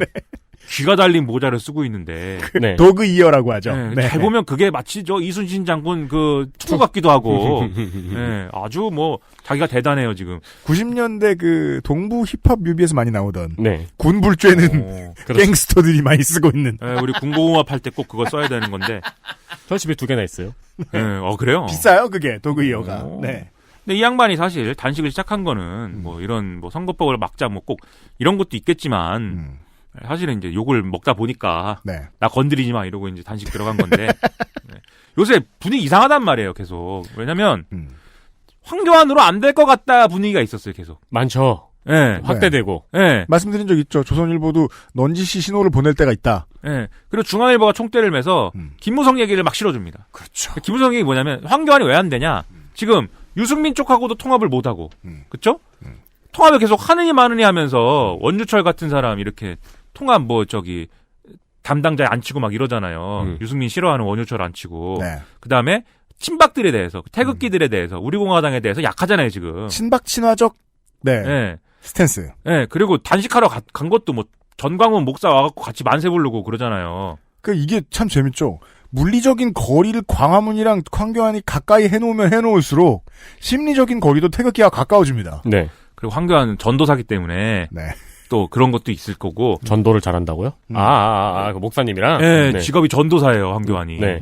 그리고 또, 재밌었어요. 강기정 정무수석이 가가지고, 그렇죠. 뭐 얘기를 하는데, 전 목사님이 와가지고, 다른 어영 목사들은 다 부르고, 왜 나, 기독교 대표, 한기총 대표인데, 왜 나는 안 불러요? 이렇게 안 얘기했더니, 강기정, 역시 강기정. 역시 강기정. 경찰은 찾으시던데. 네. 네. 목사님은 경찰이 부르대. 사실 이분은 청와대보다는 방송을 강기정 방송하겠다면 저희가 저희 회사 차원에서 배려해드릴 용의가 있다. 저희 회사가 문을 잘 안 열어요. 네. 여의도에서 제일 웃긴 사람 같아요. 강기정 수석이. 네. 아무튼 뭐 공천은 그래서 잘렸지만. 그렇죠. 김종인에 의해서 잘렸지만. 네. 아무튼 그래가지고 이게 그런 문제 해결 못하기 때문에 황교안으로 안 되는 거 아니냐. 통합이 안 되는데 보수 통합이 안 되는데. 그렇죠. 그 얘기 나왔어요. 그러자 집에서 자고 있던 김무성이 나타나서는 내가 그 유승민 쪽하고 다 통합하는 이런 전제 조건이나 이런 거 다 얘기하고 지금 얘기가 잘 돼가고 있었다.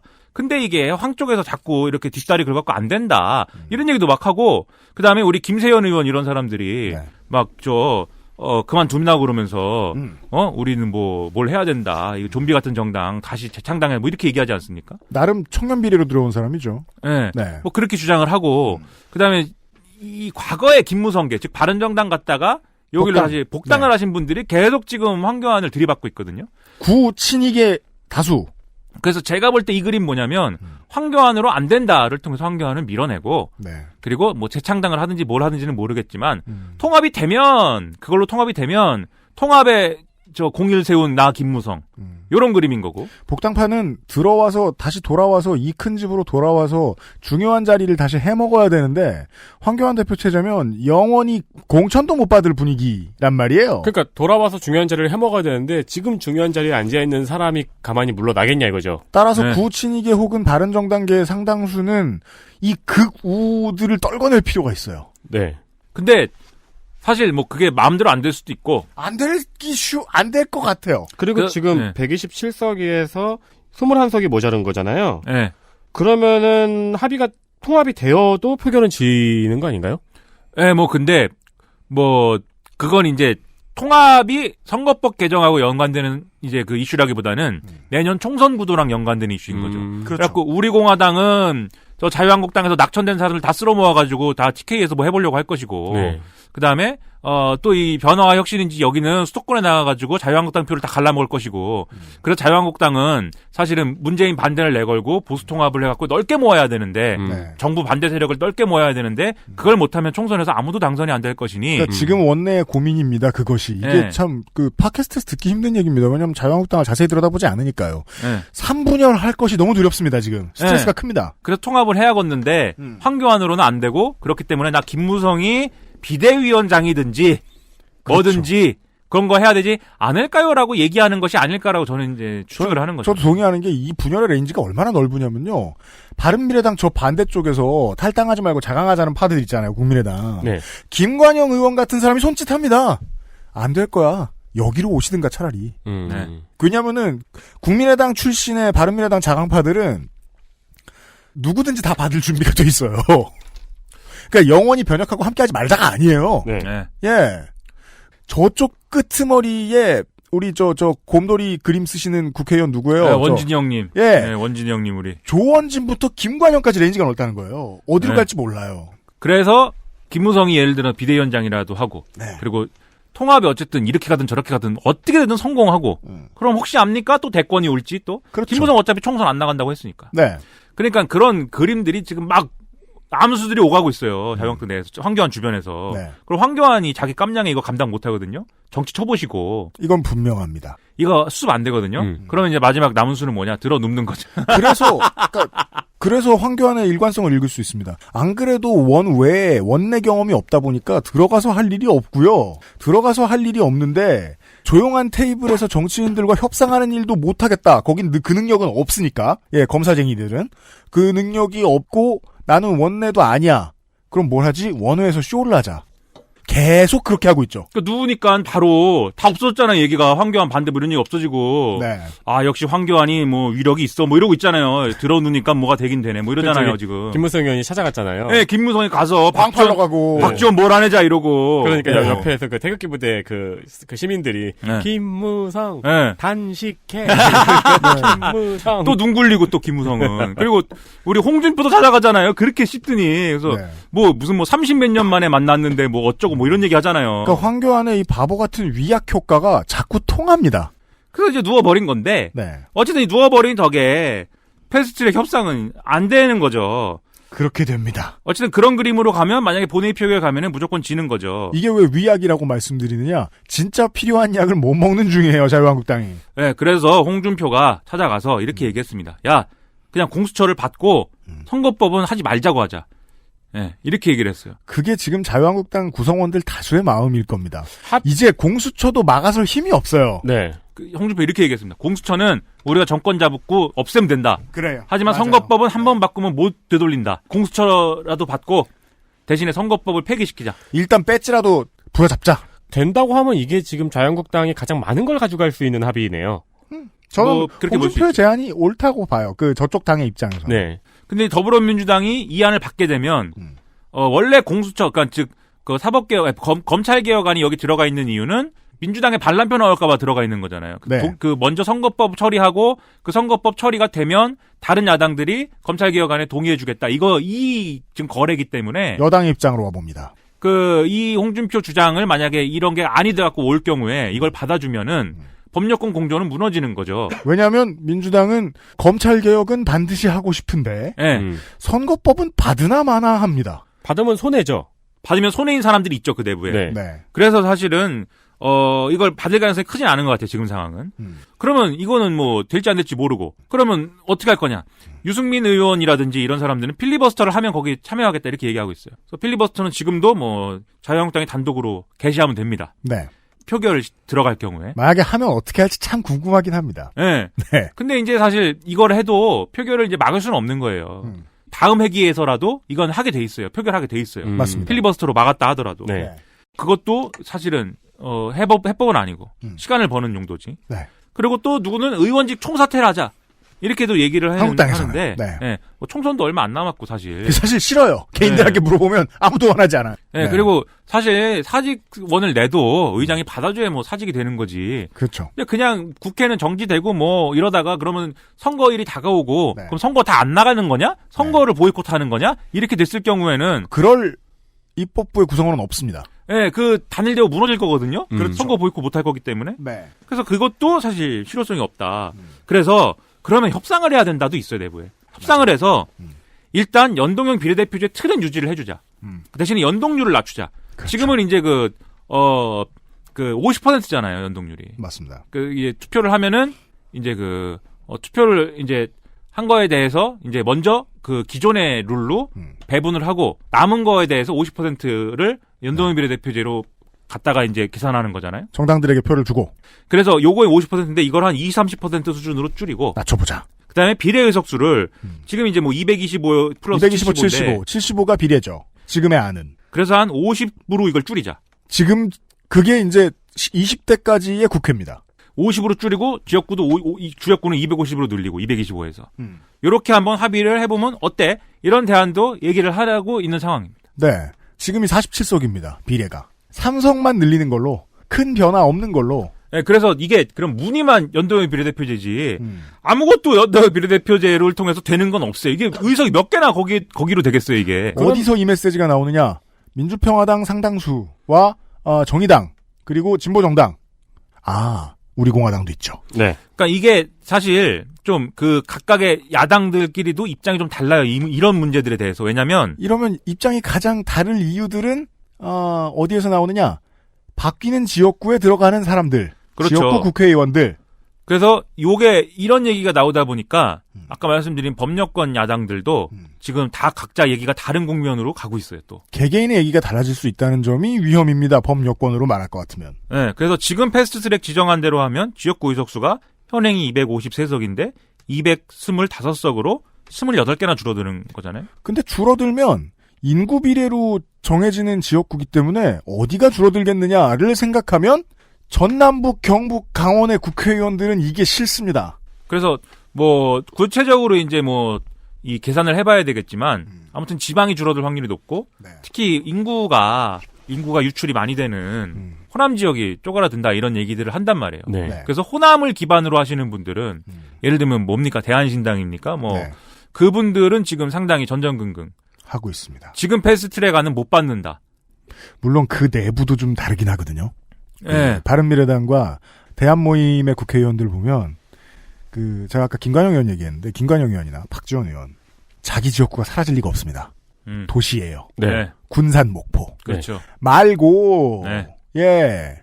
군 단위로 넘어가면 얘기가 달라진다는 겁니다. 네. 네. 그래서 이 양반들이 어쨌든 이 자기 지역의 어떤 지역구가 줄어드는다는 거는 어쨌든 예를 들면 호남을 기반으로 한 정치 세력이다. 근데 호남에 배분돼야 될 국회의원 수가 줄어드는 거잖아요. 그거에 대해서 사실은 동의하기가 어렵다는 거죠. 네. 결론적으로 얘기해서. 그렇기 때문에 지역구 의석수를 늘려라. 이런 주장을 하는데 그럼 지역구 의석수를 어떻게 늘릴 거냐. 늘리는 다양한 방법이 있겠죠. 네. 예를 들면 비례를 총원 유지를 하면 지역구 의석수를 늘리려면은 비례를 줄여야 되죠. 이러면 한국당이 협상할 계좌가 생깁니다. 근데 이러면은 법률권 공조를 할 필요가 없죠. 그렇죠. 그래서 이제 한쪽에서 나오는 얘기가 250 플러스 50으로 합의하자. 연동률은 유지하되 네. 50% 유지하되 250 플러스 50으로 합의하자. 이 얘기가 한쪽에서 나온다고 하는 게 언론 보도고 그래서 이렇게 되면은 안 되니까 연동형 비례대표가 실질적으로 운영되지 않으니까 그럼 총원을 늘려라. 총원을 늘려서 지역구도 늘리고 비례도 좀 늘리고 하자. 340에서 360 얘기 나옵니다. 네, 이 얘기를 하는 게 이제 정의당하고 등등. 근데 이제 사실 대한신당이라든지 이분들도 자기 얘기만 하긴 그러니까 총원 늘리자는 주장에 지금 동의를 또 해요. 네. 그렇죠. 그래서 이 범여권의 야당들이 국회의원 정수를 늘리자는 거에는 합의가 됩니다. 정원을 늘려서 이 문제를 돌파하자는 건 합의가 돼요. 정의당의 큰 그림. 정의당의 입장에서 보면요. 평생을 진땀 빼면서 요거까지 온 겁니다, 지금. 네. 지금 얼마 전에 막 진보 진영에서도 욕 많이 하고 그랬어요. 심상정 대표 얘기했던 거. 세비 묶어놓고 보좌관수 절반으로 줄이자라고 얘기했던 게. 제가 들었던 생각은 그렇게 해서라도 이 결과를 얼마나 원했는지를 보여주는 거라고 저는 이해하고 싶었는데 그냥 현실 정치를 다 버리자는 얘기자라는 비판도 나오고는 했는데 네. 사실 저는 어떤 형식으로든 지금의 국회 구조 바꿔야 된다고 생각해요. 무슨 얘기냐면 각 의원들이 다 각각의 하나의 기업이고 그 기업에 한 10명 이하의 직원을 거느리고 있는 이런 상태로는 제가 볼 때는 말이 안 된다고 생각을 하고 그러니까 이 국회 운영 즉 국회의원들이 쓰는 돈 자체를 줄이자는 게 아니라 뭔가 이 지금 보좌관이니 보좌 인력이니 무슨 이 국회의원들이 사용할 수 있는 자원을 갖다가 그 국회의원에게 전담시켜서는 안 되는 것 같아요, 내 생각에는. 너무 이상한 일을 많이 봐가지고 이거를 차라리 어떤 공동관리하는 그림으로 연구위원들을 더 늘린다거나 그렇죠. 그러니까 국회 사무처에 있는 어떤 국회의원들이 같이 쓸 수 있는 어떤 인력들을 늘린다든지 이건 사무처의 기능이 커지고 비대해진다라고 말할 수 없는 게 연구 인력이 는다는 건 다른 얘기니까요. 네, 그런 식의 어떤 해법을 찾아야 될 필요는 있어요, 제가 볼 때. 그러네요. 안 그래도 지금은 국회의원 낙선하면은 보좌관들도 같이 직을 잃어버려잖아요. 그렇죠. 그래서 새로운 또 자기 취업 기회를 찾아야 되고 정치를 보좌관으로 오랫동안 배웠던 보좌관들이 정의당의 안을 싫어했던 이유는 그거였거든요. 지금도 몸이 세 개다. 라는 건데 그 몸을 딴 데 두면 어떨까라는 얘기군요. 아저씨의 말씀은. 저는 그런 생각도 합니다. 집에서 누워가지고. 뭐는 못하겠습니까? 집에 누워있는데. 누워갖고 팽팽 놀면서. 자면서 늦게 오고 지금. 저기 잠이 와요. 잠이. 전기장판 온도만 올리면서. 전기장판 전 안 씁니다. 제가 잠들어 버려가지고 늦겠다 죄송하다 이런 문자를 보내는 거예요. 저는 일단 진정성이 느껴지고 왜냐하면 사실이니까. 또 하나는 핑계대기 되게 싫구나. 사람은 잠을 자지 그게 이유야? 나 참 내가 삐질까 보다 했는데 아무튼 아니 그래도 상황을 아니까 거짓말을 또 하기는 제가 또 글을 너무 많이 쓰고 다니니까 사람이 잠이 오겠죠. 아무튼 뭐 얘기하고 있었지? 그래가지고 총원을 늘리자는 주장에 범여권 야당들이 합의가 되는데 그런데 이건 민주당이 안 받습니다. 안 받습니다. 민주당은 총원을 늘리자고 하는 순간 욕을 먹는 것도 욕을 먹는 거지만 자유한국당이랑 합의가 안 된다고 생각을 하기 때문에 안 받습니다. 자유한국당은 줄이자고 계속 하잖아요. 그렇죠. 오히려 줄이자는 사람들이고. 그러니까 이게 여기에서의 독버섯은 안철수가 뿌려놓은 씨앗입니다. 막 줄이자. 다 줄여버리자. 그리고 그게 지금 대중적으로 인기를 얻었기 때문에 지금까지 이어져 온 20대 국회 국민의당의 동력 중에 하나가 되었거든요. 그분은 국회 혐오. 자꾸 줄이고 싶은가 봐요. 그 안철수가 뿌려놓은 대중적인 씨앗이 지금 민주당과 정의당을 좀 곤란하게 하고 있습니다. 지금 허리 사이즈를 줄이려는지 마라톤을 그렇게 하더라고요. 그러니까 말이에요. 허리 사이즈가 줄었을라나. 왜냐하면 꽃가마에 탔을 때 좀 가벼우시려고. 다음번에 돌아오면서. 그 독일에 요스카 피셔라는 정치인이 있었어요. 녹색당에. 그 양반이 원래 엄청나게 좀 비대하셨습니다. 그래요. 저와 이제 동족이다 이런 생각을 할 정도로. 헬무트 콜보다. 예, 뭐 네. 하여튼 그걸로 유명했어요. 네. 비대한 걸로. 근데 마라톤을 그렇게 해가지고 살 뺐대요. 반쪽이 됐습니다, 사람이. 와, 그걸로 좋네. 책도 냈습니다. 진짜. 예, 안철수 씨는 책 내려고 그러잖아요, 지금. 예, 책을 냈다는 건지 안 냈다는 건지 아니면 안철수 씨는 자기가 그냥 혼자 기획하는 건 없나요? 꼭 남의 거를 그렇게 배치마킹을 늘 하셔야 되나요? 아무튼 안철수 씨 얘기가 잠깐 생각이 나서 말씀드린 이유가 그냥 조용조용히 설득을 잘 해왔으면 국민 설득이 될 수도 있는 상황이었는데 정치 혐오를 부추기면서 새바람이라고 일으켰던 어떤 정치인 때문에 이게 지금 이렇게 돼버렸어요. 국민 설득 못해요. 여당이 제일 무서워하는 게 뭡니까? 민주정부 계속 그랬습니다. 욕먹는 거. 그래가지고. 그러니까 지금 겁없어 보이는데 사실 두려운 거 많아요. 아니, 물론이죠. 네. 그래가지고 지금 그러면 국회는 그러면 어떻게 되는 거냐? 또 동물국회가 되는 것이냐? 네. 아니면 또 뭐 의외로 김 빠지는 형식으로 250 더하기 250 더하기 50으로 합의가 빵 돼가지고 하나만한 연동형 비례대표제로 가는 거냐? 이 마지막 질문에 대한 대답은 모르겠고, 그렇죠. 그러니까 모르니까 모르겠다. 제가 또 여러분도 다 알고 있고 저도 늘 드리는 말씀 드리자면 선거제도가 어떻게 바뀌든 정치가 그렇게 드라마틱하게 바뀌지 않을 겁니다. 네. 우리가 처한 이 상황이 한 번에 확 뒤집어지지는 않는 거예요. 그렇기 네. 때문에 일희일비할 필요는 없습니다. 우리가 일희일비할 필요는 없는데 어쨌든 최선의 방향으로 바뀌어야 된다. 이거 하나만 이제 요구를 하는 거고 네. 최선의 방향으로 바뀌어야 지금보다는 한 발짝 더 나아갈 수 있는 게 분명한 사실이다. 네. 이 점을 이제 말씀을 드리는 거고 그렇기 때문에 저는 되리라 믿고 왜냐면 이제 지금까지 과정에서 선거법 개정이 되냐고 누가 물어보면은 저는 되게 안 된다고 그랬거든요. 이거 되겠습니까? 안 되지요. 국민적 저 동력이 없는데 대중적 동력이 없는데. 저도 사실 오랫동안 그렇게 생각해 왔었고요. 네. 누가 선거법 개정을 원합니까? 원하지 않아요. 제가 생각할 때 선거법 개정을 원하려면 그 선거법 개정으로 수혜를 받는 정당이 정말 누가 봐도 야, 저 정당들이 국회에 많이 밀어줘야지. 들어가서 많이 들어가서 성과를 낼 수가 있어야 돼. 이렇게 생각해야 선거법이 바뀌는 건데 지금 그렇게 생각 안 하거든요. 네. 그래서 이게 되겠어 했는데 앞으로 넘어지고 뒤로 넘어지고 앞으로 굴르고 뒤로 굴르고 하면서 여기까지 왔어요. 여기까지 왔습니다. 네. 왔기 때문에 저는 그러면 이 시점에서는 된다고 얘기하는 거죠. 그러니까 그 100가지 부품 고쳐야 되는 사업 중에 하나도 못해라고 생각했는데 지금 하나를 바꾸게 생겼어요. 네. 이렇게 얘기합시다. 네, 그러니까 좀 네. 해주시기를 간절히 좀 부탁드립니다. 아니 근데 어쨌든 간에 자유한국당은 합의를 제시를 할 거고 언젠가는 그럼 민주당은 뭔가를 받긴 받을 텐데 네 그게 어떻게 될지가 되게 화두가 주목을 해야 되는 거예요. 얼마 전에 운동권들끼리 또 모였는데 제가 가끔 운동권 모임에 가는데 모임 참 잘 가요. 의외로. 네, 근데 여기서 운동권 모임이라고 얘기 좀 대단한 모임이 아니라 얘기하면 퇴직 운동권 모임이라고 해야 되나? 더 이상 이제 운동권에서 할 일이 없어지신 분들이 좋아요. 가끔 중국집이나 가자고 그래서 이제 가는데 네. 거기 이제 얘기를 자기들끼리 하여튼 모이면 무슨 세계를 다 경영하시는 분들이야. 네. 다 집에 있는데. 그거 참 귀찮은데 그런 얘기 듣기. 다 비슷한 사람들, 김미나 똑같은 비슷한 사람들이 모였고 비슷한 얘기해요. 네. 모였고 야 칠레는, 야 홍콩은, 야 아르헨티나는, 미국은 뭐 세계를 다 얘기해. 자기들 앞가림도 못하면서. 근데 그러면서 선거법 얘기도 했는데 그런 사람 싫어하시는구나. 왜냐면 자기랑 비슷한 사람을 보통은 싫어하게 돼 있습니다. 네. 그 250 더하기 50이라든지 이런 형태로 합의가 만약에 되는 그림이 됐을 때 정의당은 받아야 되냐 말아야 되냐 이 얘기를 하더라고요. 왜냐면 그 중에 정의당원들이 있어서. 그렇죠. 이제 우리는 또 냉소적이기 때문에. 그럼 뭐 받아야지 어떡합니까? 무슨 수가 있습니까? 이렇게 얘기했는데 그렇게 되는 건지는 사실은 모르겠고 그러나 그런 경우도 있을 수가 있는 것 같다. 지금 이렇게 현실적으로 봤을 때. 그렇습니다. 그래서 이제 좀 불안합니다. 네. 네. 선거법을 바꿨는데 바꾸지 않은 결과가 될 것 같아서 네. 불안하네요. 네. 물이 흘러오듯 어떻게 여기까지 왔습니다. 네. 그리고 만약에 좀 이상하게 끝난다. 그럼 이거대로 막 또 한 몇십 년 갈 수도 있어요. 이렇게. 네. 네.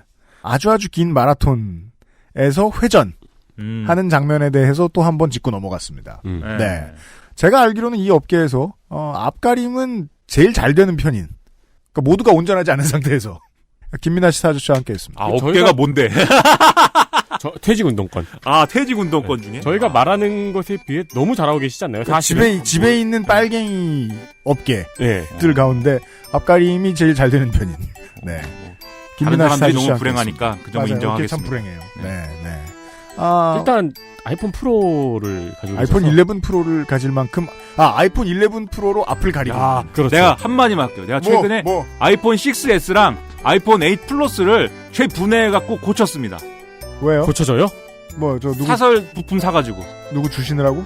아니요, 그냥 그 고장난 게 안타까워. 근데 저도 가끔씩 꺼내보면은, 이건 소지품으로 가치가 있는데 고칠까라는 생각 들더라고요. 네, 제가 제 손으로 고쳤습니다. 자랑 한마디. 오, 진짜? 네.